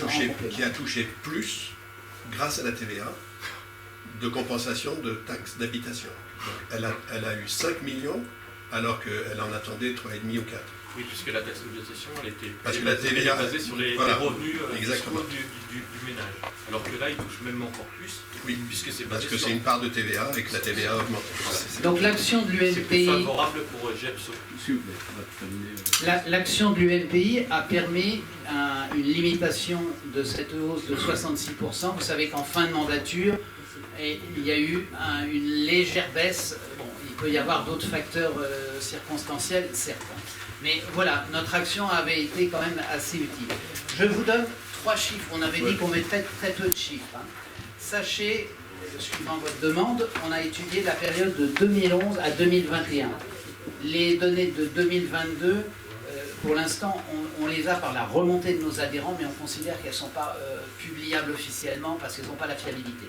Mais sur les bases officielles, sachez que sur ces 10 années, 2011-2021, l'inflation a augmenté de 10,4. L'augmentation des loyers, je ne viens pas vous parler des loyers, mais c'est un critère d'estimation finalement des valeurs d'usage. 7,5, je redis, 7,5, 10 pour l'inflation et le cartouché en rouge, quand on reviendra vous faire un vrai PowerPoint en numérique, augmentation moyenne en France de la taxe foncière, 24,9. 24,9. Autrement dit, on est 2,4 fois supérieur à l'indice des prix de la consommation, donc l'inflation, et 3,3 fois supérieur à l'indice des loyers. Donc c'est vraiment extrêmement préoccupant et comme ça a été dit dans le débat précédent, vient s'agréger donc à l'impôt natif qui était basé donc sur l'aspect immobilier pur, des taxes comme la GEMAPI qui sont de plus en plus élevées, de plus en plus de communes sont intégrées dans ce mécanisme et vous savez également que des taxes exceptionnelles se rajoutent. Plus donc, les syndicats, vous avez tout à fait raison. Oui, mais les syndicats locaux, nous, alors, est-ce que vous auriez des chiffres, notamment par rapport à ces dernières années, notamment j'ai constaté que la ville de Poissy, la ville de Mantes-la-Jolie ressortait du lot, notamment ces deux dernières années. Est-ce que vous pouvez m'expliquer ça? Je peux vous sortir ces chiffres. Alors, les chiffres que nous avons, donc, ils sont basés sur des échantillons. Donc c'est très difficile d'avoir vraiment des chiffres exacts parce qu'un bien immobilier, que ce soit un appartement ou une maison, en 20 ans, il est évident qu'il se modifie. Il peut y avoir une chambre en plus, une salle de bain. Pardon. Donc c'est vraiment sur un échantillon, mais c'est vraiment des chiffres parlants. Donc pour la commune de Mantes-la-Jolie, où nous avons vraiment travaillé dessus, entre 2021 et 2022, nous avons une hausse de 22%, c'est celle qui est sortie sur les médias. Et nous avons fait sur la période 2002 à 2022, nous avons une hausse de 120%. Donc, je n'ai pas pu faire un profil plus grand. Vous voyez le rouge ici, voilà, c'est la hausse de la taxe foncière. Voilà. Au niveau de l'inflation, donc c'est la barre verte. Vous voyez entre 2021 et 2022, donc le vert, c'est si la fiscalité se serait maintenue au niveau de l'inflation. Donc on voit qu'entre 2002 et 2022, la fiscalité explose littéralement. Voilà, donc on est à peu du tout. Et Poissy, vous avez... Alors sur Poissy, nous n'avons pas, mais c'est à peu près similairement les mêmes chiffres à peu près qu'avant. Voilà, donc ce qui correspond à une personne qui payait une taxe foncière. Et vous n'avez pas des focus sur des communes comme Vilaine, comme Verneuil, Andrézy? Non, vous avez jamais... C'est très difficile parce que, comment dire, c'est des petits villages comme ici à Triel. Et je suis désolé de le dire. Et comment dire, et il y a beaucoup de personnes qui sont réticentes à nous envoyer leurs avis d'imposition. Donc c'est difficile pour nous de pouvoir travailler dessus. D'autant plus Faites un appel, hein, parce oui, qu'on est tous on veut bien vous envoyer nos avis. Alors, écoutez, vous êtes les bienvenus. C'est à l'occasion tout à l'heure pour donner des adresses. Alors, je voudrais quand même qu'on poursuive sur cette question. Quelle est, selon vous, l'évolution de cette taxe, de cette pression fiscale finalement, s'il vous plaît. Alors, selon nous, elle est vraiment préoccupante. Pour vous donner deux exemples, moi j'ai discuté récemment avec des propriétaires qui étaient auparavant locataires et qui aujourd'hui sont dans la précarité et qui reviennent vers nous en nous disant si on avait su, on serait resté locataire. Le problème, c'est que quand on est locataire, vous partez en famille faire une promenade le samedi dimanche, vous voyez un projet immobilier, vous voyez une bulle avec un vendeur qui vous vend devenez propriétaire de votre appartement ou de votre maison pour le prix de votre loyer, et les gens ne regardent pas les frais annexes de la propriété, c'est-à-dire tout ce qui est la fiscalité, tout ce qui est l'entretien de la propriété. Faut tenir compte que c'est au niveau de la maintenance d'un bien immobilier, c'est des calculs comptables depuis très longtemps, ça équivaut à 2% du prix du bien. C'est-à-dire que si vous avez un appartement qui vaut 100 000 euros, en gros, il faut estimer 2 000 euros de travaux. Donc pour vous, les perspectives sont sombres pour les propriétaires. Elles sont très sombres. Elles sont très sombres. Et si nous allons sur cette voie-là, c'est mon avis et il y a beaucoup même d'autres économistes, c'est la fin de la propriété immobilière en France. Les gens vont devenir de facto locataires de l'État. Ils vont devenir locataires d'une fiscalité locale. Alors, ce qu'il faudrait, si je peux vous permettre, monsieur Acosta, c'est que les élus doivent prendre la responsabilité de ce qu'ils dépensent. Je pense que dans cette salle, c'est énormément vous êtes en majorité des propriétaires, puisque vous êtes impactés par la taxe foncière, mais quand on est propriétaire, admettons dans un appartement, vous avez un conseil syndical, vous avez un syndic, vous votez les travaux, etc. La mairie, c'est l'échelon au-dessus. Il faut que les élus, les maires, soient responsables des dépenses engagées par la ville. Parce que ce qu'il faut savoir, c'est qu'aujourd'hui, si on prend l'exemple de Paris, vous avez 30% uniquement de propriétaires. Donc c'est sûr qu'on peut augmenter la taxe foncière de 50%, sachant qu'il n'y a que 30% de propriétaires, c'est pas avec ça que vous allez perdre l'élection. GEPSO, c'est environ 60-70% de propriétaires, sauf dans les grandes agglomérations comme les Mureaux, Poissy ou Mantes, où là on est à 50-50. Donc il y a une certaine... une carte à jouer. Il y a une carte à jouer, voilà. Donnez la parole à monsieur. Voilà, alors. Pour conclure, et après, on va donner la parole à la salle, évidemment. Pour faire une synthèse en attendant de répondre à vos questions, effectivement, comme le dit mon collègue, il faut une mobilisation générale. Il y a un travail évidemment au niveau des élus, mais c'est sans fin. Plus vous compresserez vos budgets, plus on cherche de toute façon à dépioter. La propriété privée, c'est une vraie dynamique. Et pour lutter, vous avez un facteur, c'est comme dans les pays en guerre.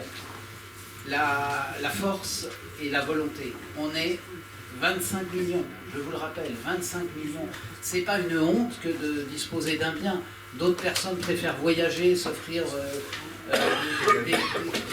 voilà, profiter de la vie. Et effectivement, c'est un effort que l'on fait pour les enfants aussi.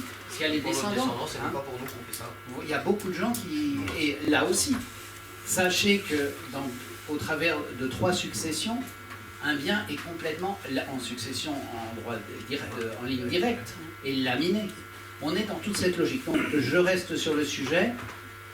Vous avez les actions locales auprès des maires, mais vous avez vos députés. Et dans les Yvelines, nous avons en particulier des députés influents. Nous avons aussi le président du Sénat, je pense. C'est une personne qui est très attachée au retour de terrain. Je pense c'est quelqu'un d'abordable. Et n'hésitez pas à les mobiliser, parce que là, aujourd'hui, j'ai l'impression que les deux champs sont hors sol par rapport à cette problématique. Comme les propriétaires ne font quasiment jamais de manifestation, nous, on est une association pacifique, très, très attachée aux règles, aux bonnes règles et au bon comportement. Mais c'est pas pour ça qu'on est soumis. Vous l'avez vu quand il y a eu cette hausse de la part départementale, on est monté au créneau, on a dialogué avec l'intéressé, on a obtenu un résultat certes modeste, mais ça a servi quand même d'alerte.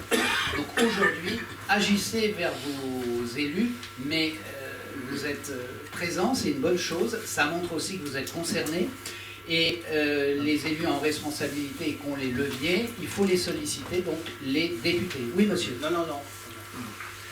C'est bon? Vous avez conclu? Ok, vous restez là, c'est là. On a une question de votre part, monsieur, allez-y. Oui, j'ai une petite question. Enfin, j'ai deux constats et une question. Premier constat, moi j'habite à Conflans depuis 12 ans. Quand je suis rentré à Conflans, je payais 1000 € de taxe foncière. J'ai absolument rien agrandi. Maintenant je suis à 1996 €, donc 2000 €. Donc on parlait tout à l'heure de vente, etc. Donc on est tous effectivement malheureusement. Alors, c'est pas forcément que GPSO, mais aussi. Deuxième constat, c'est que là on vous a en face, et on vous en remercie d'ailleurs. Mais par contre, c'est vrai qu'il n'y a pas que les propriétaires qui sont concernés. Nous, dans notre cas, par rapport à cette discorde vis-à-vis du GPSO, parce qu'il y a la gestion de la voirie, etc. Enfin, je tiens surtout à le rappeler, gestion de la voirie, gestion de l'eau, tout. Et il y a aussi l'augmentation des redevances sur l'eau. Enfin, tout est bon au GPSO pour en rajouter à droite à gauche.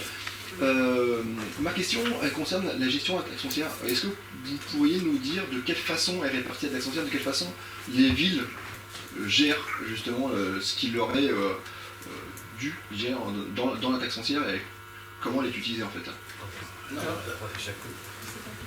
Allez-y. J'ai posé la question justement pour préparer la réunion. On n'arrive pas à avoir de réponse claire. En gros, c'est une dilution de l'entrée.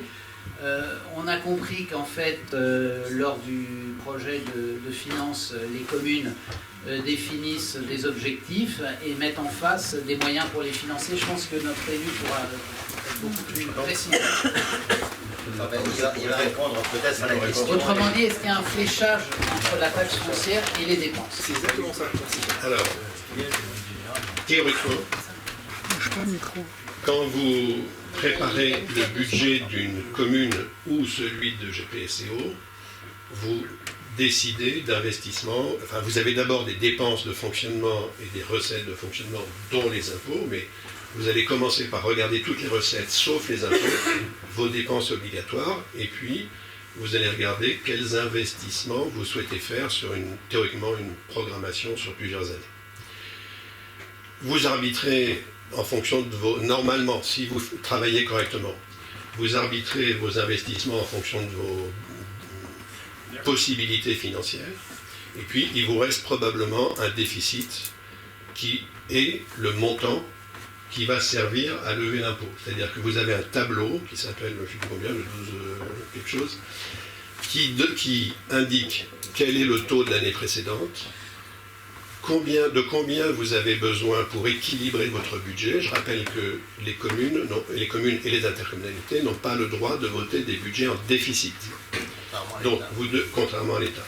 Donc vous devez obligatoirement équilibrer votre budget en fonctionnement avec auparavant la taxe d'habitation et la taxe foncière, pour l'investissement en partie avec le delta, les recettes complémentaires du fonctionnement et éventuellement des emprunts pour les investissements.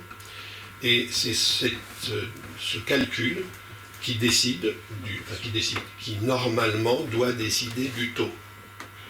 Ce qui n'a pas été le cas du tout, comme on l'a dit tout à l'heure, pour la taxe foncière de Cipo. Merci pour cette clarification. Donc il n'y a pas une relation de cause à effet entre l'enveloppe que l'on paye et l'utilisation qu'on en fait au regard de l'immobilier. Autrement dit, la taxe foncière est diluée dans des dépenses qui pourraient très bien incomber à l'État. On sait que les élus souhaitent lever l'impôt eux-mêmes, une partie de l'impôt, pour garder une indépendance. Ça peut se comprendre. Ça finance les projets de la commune. Voilà, tout à fait. Merci. Alors, il y avait une question là-bas, éventuellement.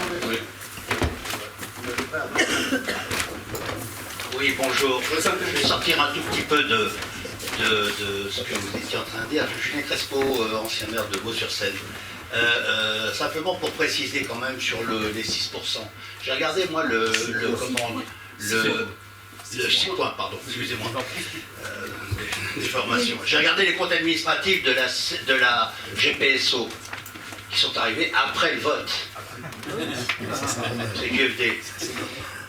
Le compte administratif, budget général, il dégage un excédent de 30 millions. Le compte administratif du budget assainissement, il dégage un excédent de 30 millions. Les lots dégagent un excédent de plus de 2 millions. Et les parcs d'activité, comment dirais-je, dégagent également un excédent de un peu plus d'1 million. Et à ça, on rajoute 6 points qui représentent 39 millions.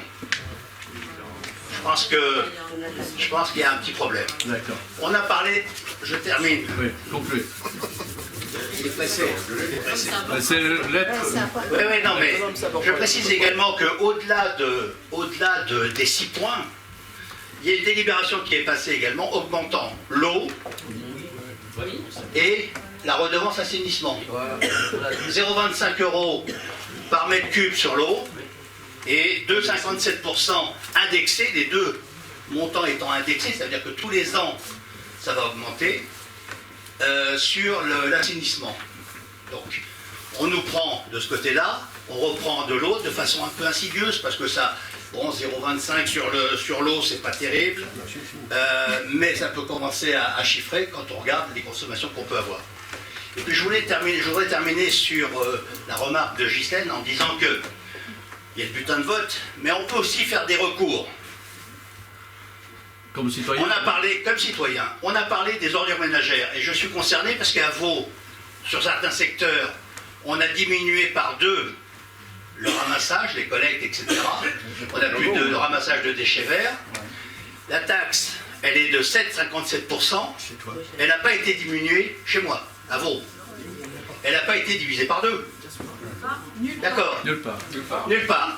Donc, j'ai fait un recours gracieux à la CU. J'ai écrit à Madame la Présidente, à Monsieur le Président d'abord, Madame la Présidente après, parce que ça a un peu chevauché. Et donc, ils m'ont pas répondu. En fait, 2 mois après, j'ai dit OK. J'ai fait un recours contentieux au tribunal administratif.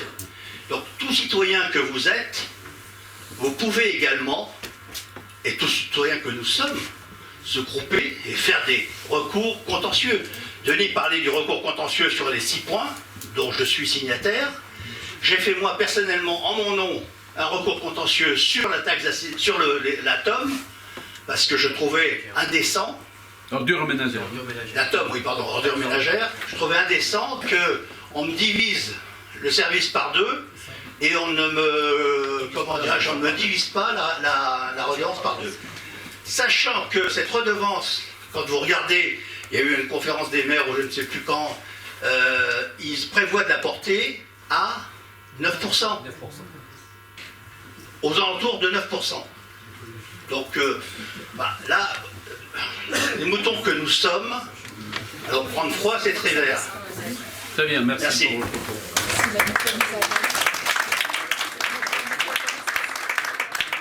Alors, il est important de donner la parole au public, donc excusez-moi. Alors, c'est ça. Bonjour Denis, moi j'habite à Carrière-sous-Poissy. Alors hyper court par rapport à ce que je viens d'entendre. On nous a expliqué que la CU était en déficit, qu'elle allait être mise sous tutelle, et là j'entends qu'en fait elle est excédentaire. Donc qu'est-ce que l'on fait au niveau juridique avec ce genre de fait? C'est tout. Peut-être Denis, surtout de la réponse. On fait des recours. Ouais. Okay. Des recours comment? Mais là c'est du pénal, là. Ah non, mais le mot n'est pas approprié, mais je trouve ça inadmissible. Il est où ce pognon? La réponse.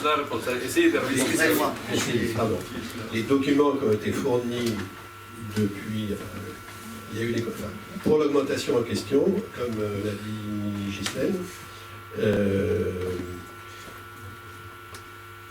pardon, je vais faire autrement. L'augmentation en question, elle date depuis un certain temps, et comme l'a dit Ghislaine, ils n'ont pas, peut-être pas Ghislaine, ils n'ont pas augmenté avant 2022, parce qu'il y avait des élections en 2020 et des élections en 2021. C'est pour ça qu'elle n'a pas été augmentée avant, alors qu'il voulait le faire. Donc tout exécutif qui était là avant, il voulait le faire.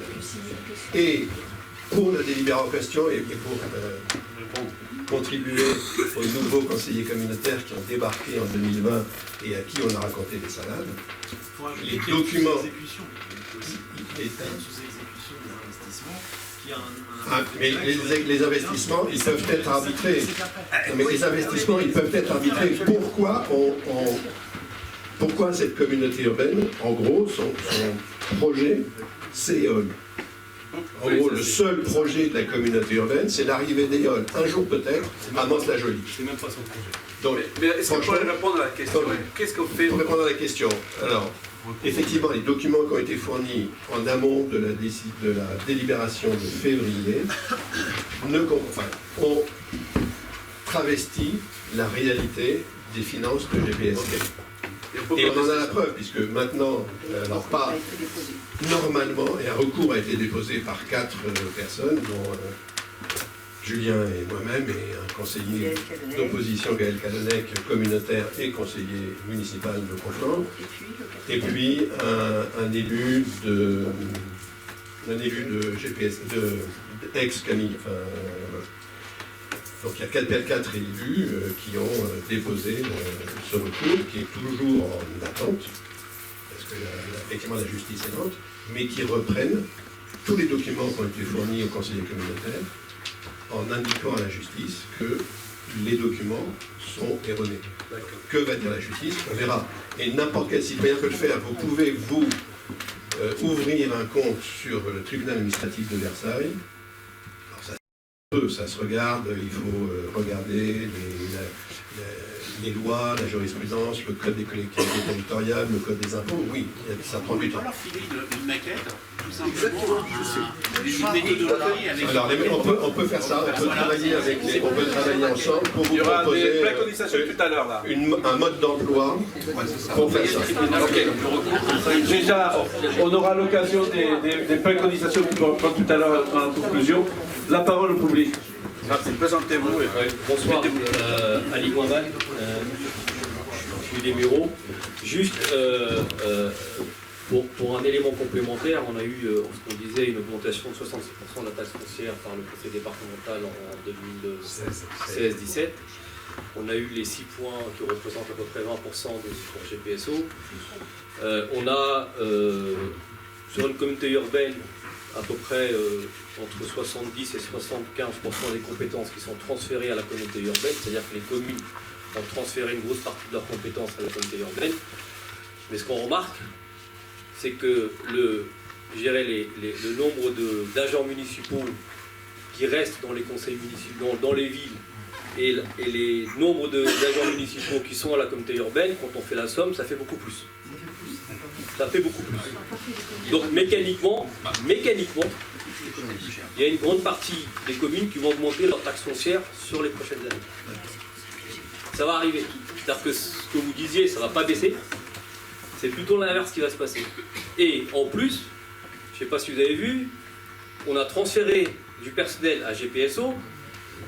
Comme le travaux n'était pas fait, on a refait des conventions de gestion inverses. C'est-à-dire qu'on a remis ce personnel à la disposition des communes pour refaire des travaux, etc.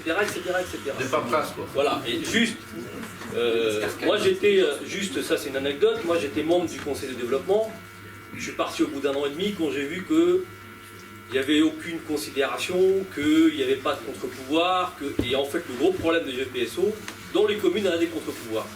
Des associations, des citoyens, des commissions, etc. Le problème de GPSO, c'est qu'il n'y a aucun contre-pouvoir. C'est ça le gros problème en fait. Et ça veut dire qu'ils sont en roue libre et ils rendent service à personne. Et en fait, ils sont. Voilà. Et le temps de demander des comptes, quoi. Il y a. Madame. Et après, madame.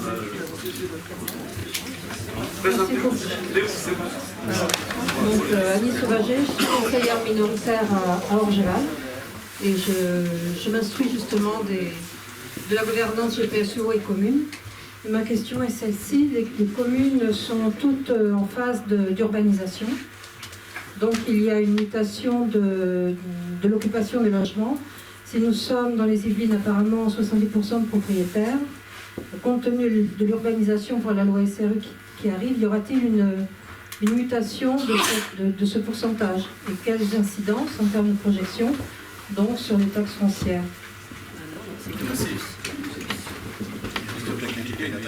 Alors, cette question assez technique, peut-être, je ne sais pas, vous voulez vous voyez?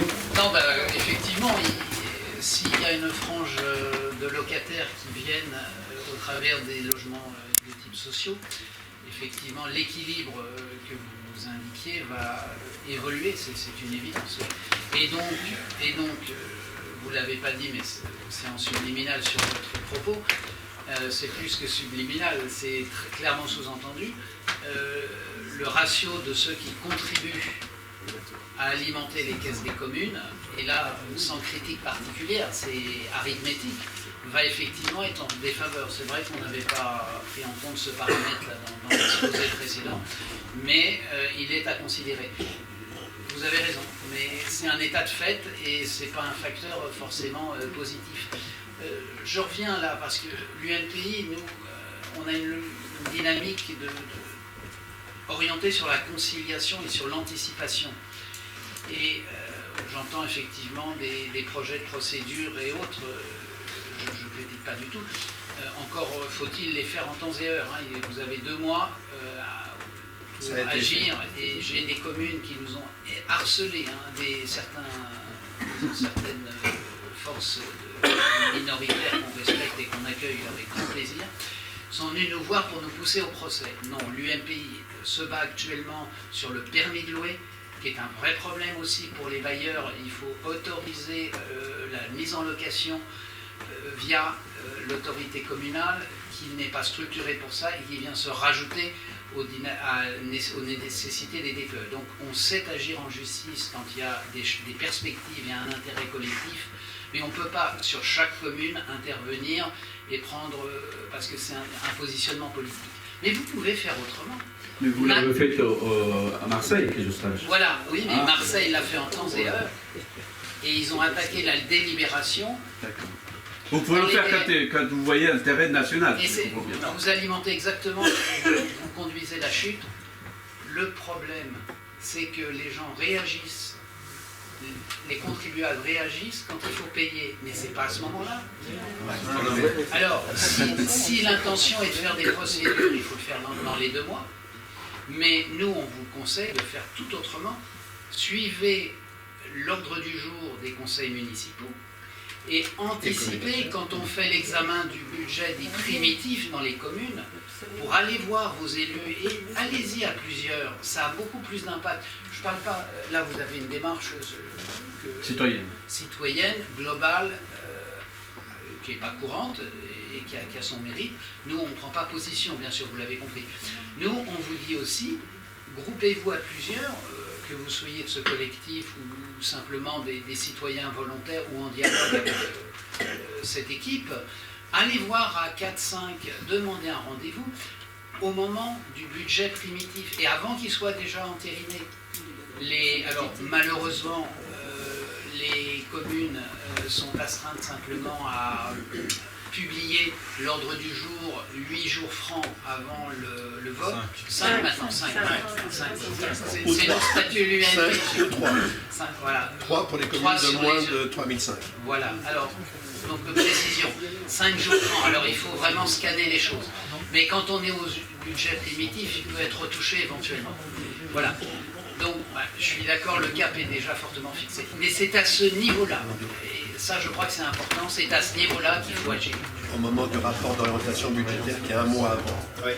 Bon, alors là, il nous est dit, et à juste titre, que, et je fais que répéter, que c'est au moment du rapport du budget primitif, vous avez tout à fait raison. Voilà, donc agissez en amont. On a une séquence qui s'achève. Je demande bien vouloir, M. Lima, laissez rester là, M. Lima, Président, parce qu'il y a une question qui... Pour conclure, il y a des choses, vous allez aussi pouvoir conclure à un moment donné, donc restez là. Je demande, je ne sais pas si Ghislaine, tu veux reprendre le flot. Non, on verra ça.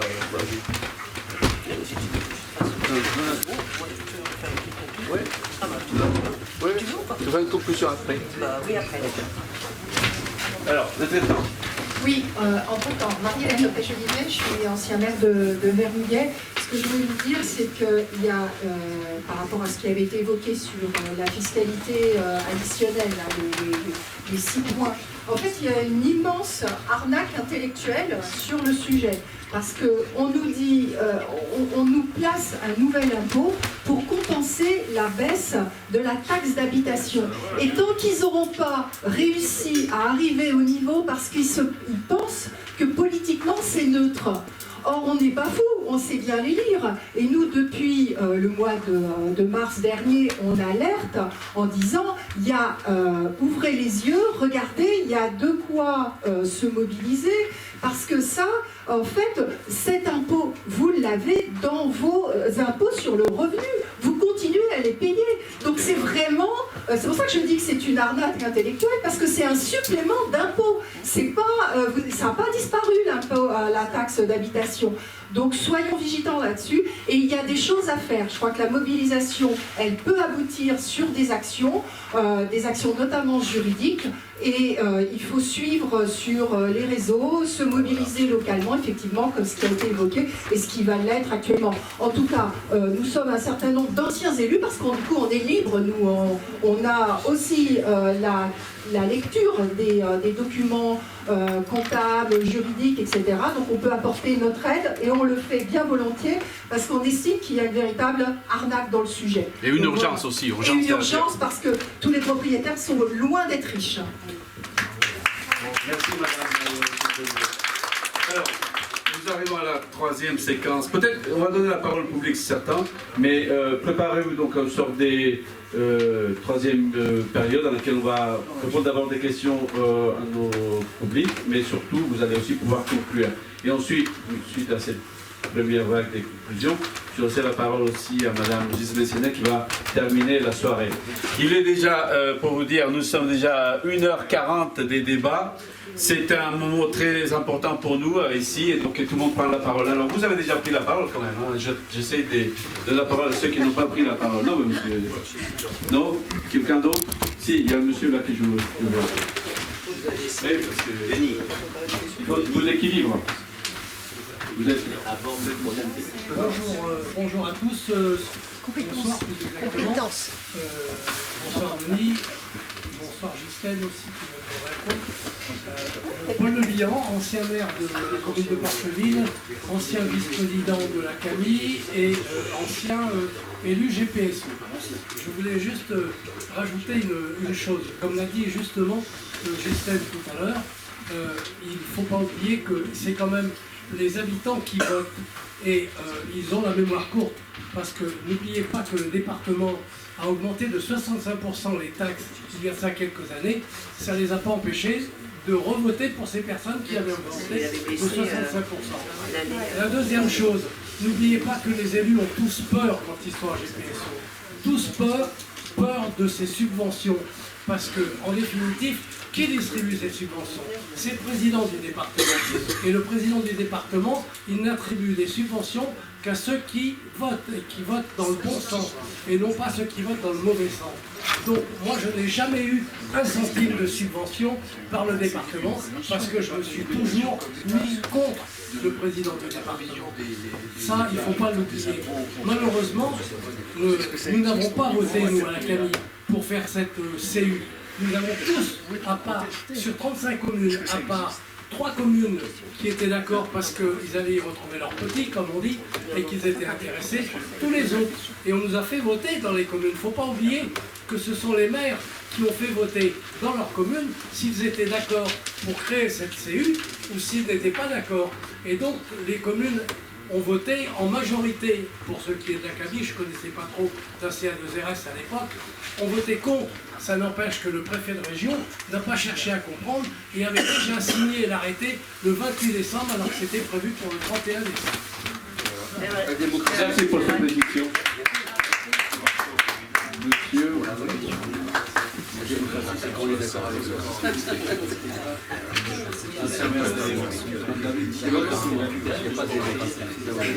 Oui.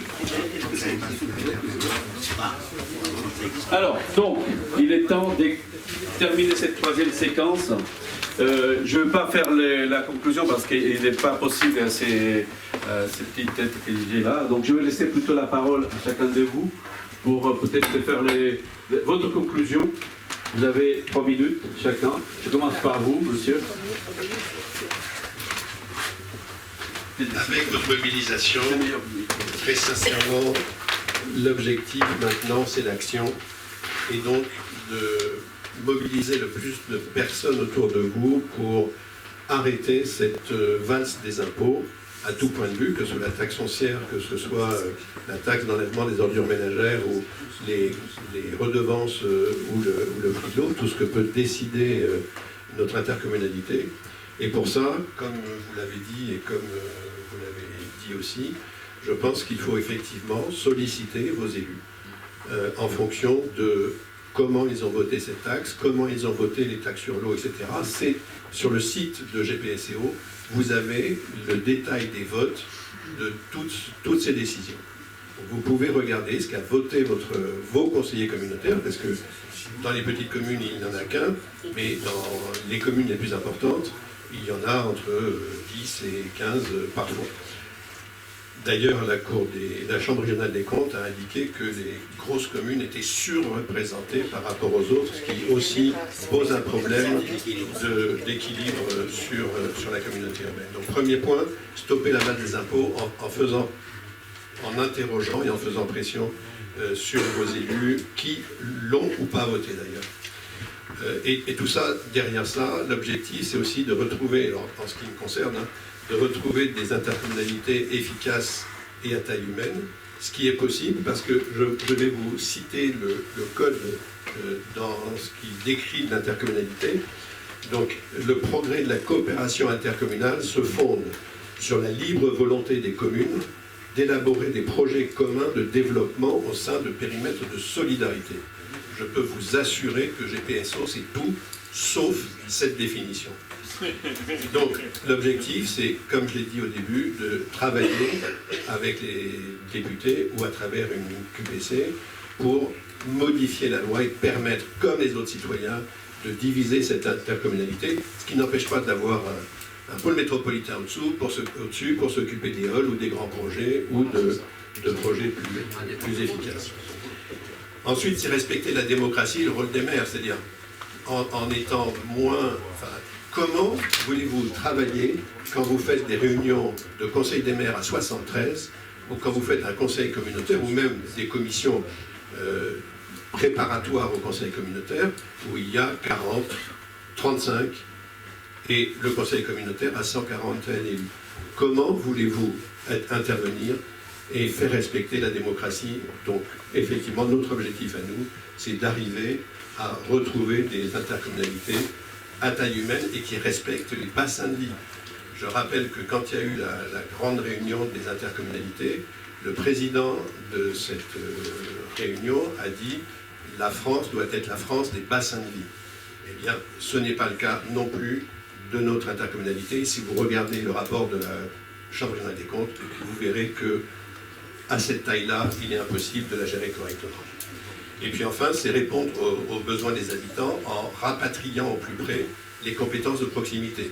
En réduisant, en divisant cette intercommunalité en 2 ou 3 intercos, on va retrouver de la proximité, on dit de la subsidiarité et de la démocratie dans les décisions qui sont prises et de l'efficacité dans à quel endroit il faut travailler sur la voirie plus rapidement, parce que plus on sera prêt, plus on sera efficace, notamment sur la voirie, l'eau, l'assainissement, les déchets, et on n'a pas vraiment parlé, sauf avec Annie tout à l'heure, mais le PLUI.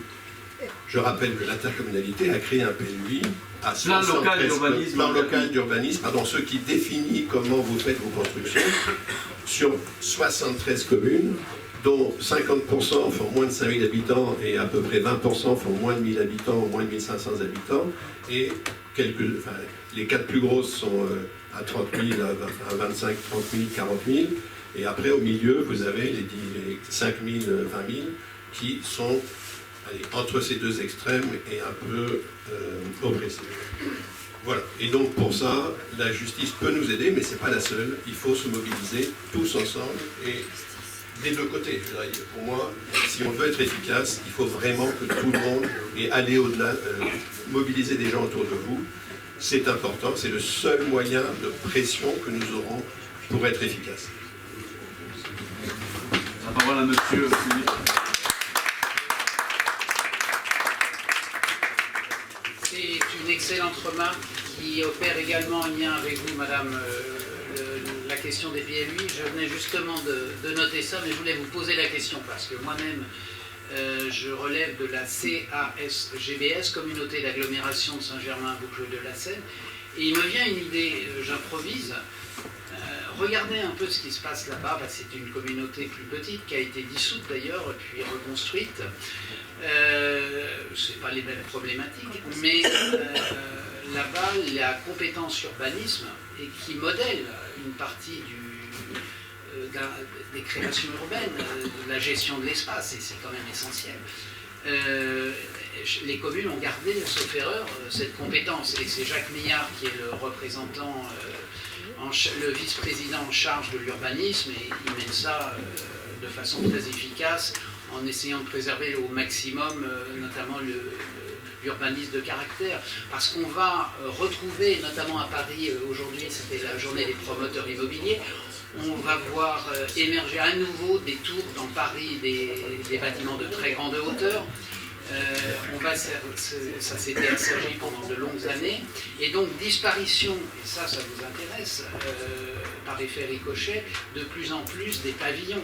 Vous savez que la ministre précédente du logement avait stigmatisé le logement individuel, ça a été fait aussi en Espagne. C'est très préoccupant cette dynamique de vouloir casser le petit précaré, un logement simple. Encore une fois, les propriétaires massivement, ce n'est pas des gens hyper riches, c'est des gens qui ont fait des sacrifices, comme vous le disiez, pour se loger.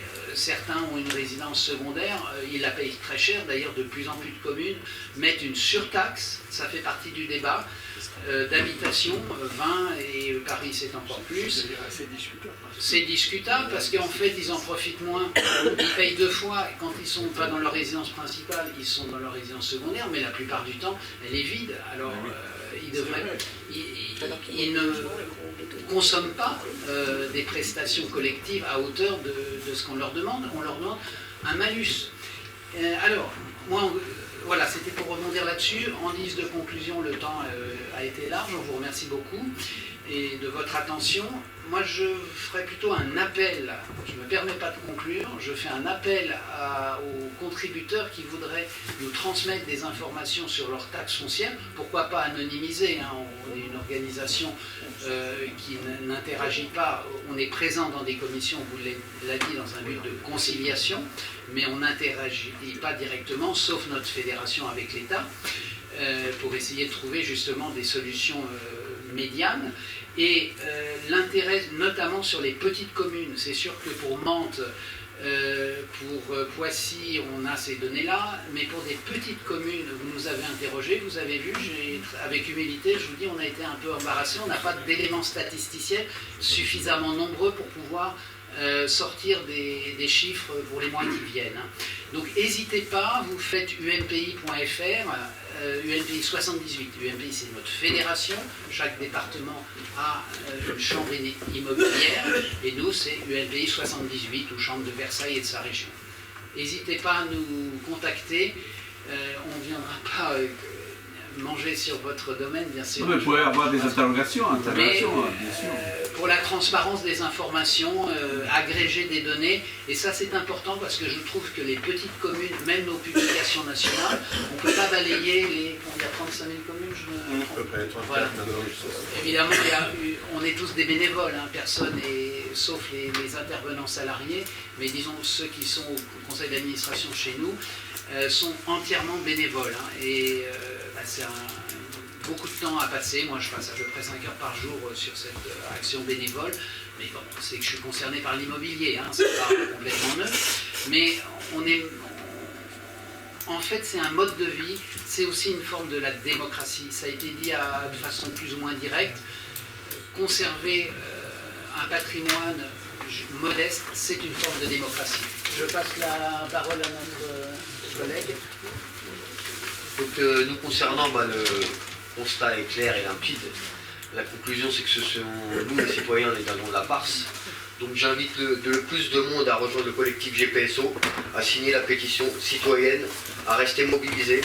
Allons au conseil communautaire, allons à nos conseils municipaux, ne lâchons rien. Demandons à nos politiques, nos sénateurs et députés de venir, à se mobiliser et de rien lâcher. La porte est ouverte. On voudrait faire confiance de nouveau à nos politiques, on voudrait. Mais on attend des preuves et on attend que le combat soit engagé. Donc, merci, chers amis, vous avez été quand même un facteur important pour cette réunion. Restez là. Je donne la parole maintenant à Madame Séné pour pouvoir conclure. Juste pour l'histoire, on avait demandé à Madame la Présidente Samit Popescu de venir pour conclure. Elle n'était pas là. Elle a dit qu'elle était prise par ailleurs. Donc elle s'excuse. Non mais elle s'excuse. C'est déjà pas mal. Il faut le dire. Et comme nous avons évoqué beaucoup la question de l'intercommunalité, j'avais envie de poser une question, Madame. On parle beaucoup des contenants, on me dit les limites et tout ça, mais les contenus de notre territoire n'y est pas, on ne sait pas où. Et vous étiez un des premières, depuis que je vous connais, à parler de ces sujets. Est-ce que vous pourrez conclure sur ces points-là? Et surtout un point que je voudrais quand même vous interroger, c'est-à-dire à quel moment on rompt ces liens avec les citoyens. Nous sommes en train de voir que ces liens sont rompus, quelque part, on ne vous croit plus, quoi, en gros. Est-ce que vous avez de mettre tous ces poids de tous les élus qui sont ici concernés dans les... Voilà, allez-y madame, complet. Dure responsabilité, simplement vous dire que déjà j'aurais préféré que ce soit un collectif qui clôt, parce que c'est eux qui ont réalisé ça et c'est... Ouais. Il faut l'applaudir.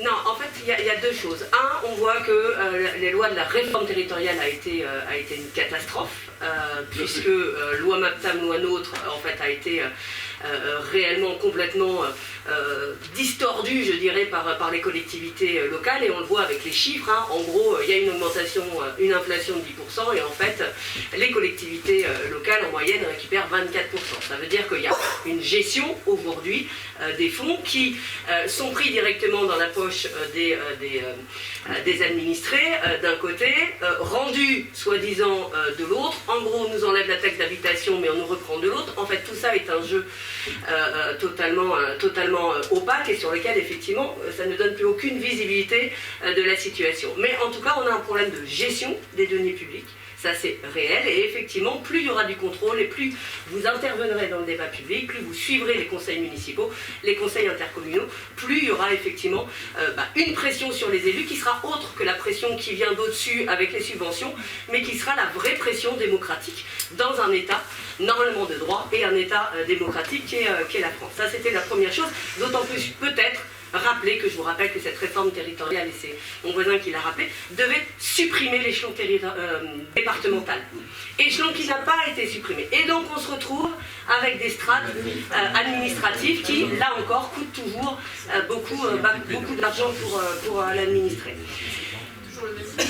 En AGPSCO, et on pourra avoir le débat, faut-il séparer, pas séparer. Moi, en tout cas, ce que je souhaiterais réellement, c'est qu'on comprenne qu'il faut arrêter de prendre des décisions comme ça au doigt mouillé, hein, comme le circuit de F1, comme on va créer une super CU, on sera les maîtres du monde. Je crois qu'il faut objectiver et que collectivement, avec des informations que tout le monde pourra avoir, décider si oui ou non, ou en tout cas quel avenir de ce territoire. Mais en tout cas, aujourd'hui, le territoire, et ça a été dit, est en train d'être bétonisé, est en train de prendre en tout cas une voie qui permet de pouvoir toucher de la taxe foncière malgré tout, de pouvoir avoir plus d'habitants, mais qui est en train de se transformer et qui, à mon sens, n'est pas en train de se préparer en tout cas à l'avenir. Et donc ça aussi, nous avons un rôle à jouer, peut-être insister sur le fait qu'en ce moment, il y a la concertation sur ce qu'on appelle le SDRIFE,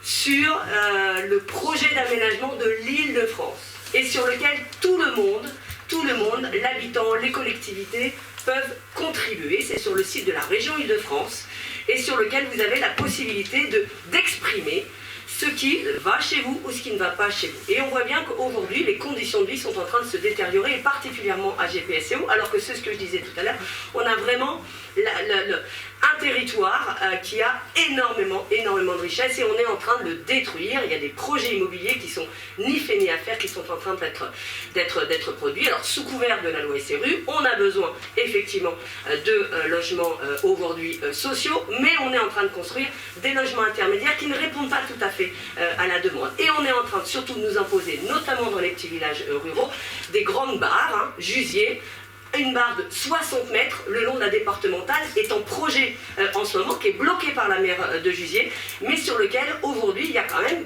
des gens qui imaginent de pouvoir faire une barre d'immeuble de 60 mètres sur la RD 190. Donc ça, ce n'est pas possible en fait. Il y a aujourd'hui la possibilité de créer des habitats mixtes, de pouvoir construire des logements avec des espaces partagés. Il y a des formes urbaines, il y a des urbanismes, des architectes qui travaillent sur ces sujets. Et c'est aussi en complément en fait de la question budgétaire et la question du contrôle du travail des élus, c'est aussi la qualité de vie, c'est aussi des choses sur lesquelles il faut pouvoir travailler, parce que avoir une maison, payer plein d'impôts dans un territoire qui se dévalorise, c'est pire que tout, parce que là c'est la triple peine, quoi. Et donc il faut aussi s'y investir. Donc voilà, je vous invite en tout cas à suivre. Si vous voulez des informations, ce sera avec grand plaisir que je vous en donnerai. On fait des réunions qui sont aujourd'hui organisées. Il y en a une 23 à Sartrouville la semaine prochaine. Mais en tout cas, n'hésitez pas aussi à suivre ces questions parce qu'elles sont importantes. Et donc collectivement, plus on arrivera à mobiliser les gens, plus on arrivera à porter un projet qui permette de pouvoir faire en sorte que demain, nous, mais nos enfants et nos petits-enfants puissent encore continuer à vivre correctement sur ce territoire, eh bien, portons-le ensemble. C'est ça aussi qui fait l'action politique, c'est ça qui fait que vous reprendrez confiance en des élus, et c'est même ça qui fait que vous vous mobiliserez et que vous-même, vous deviendrez élus.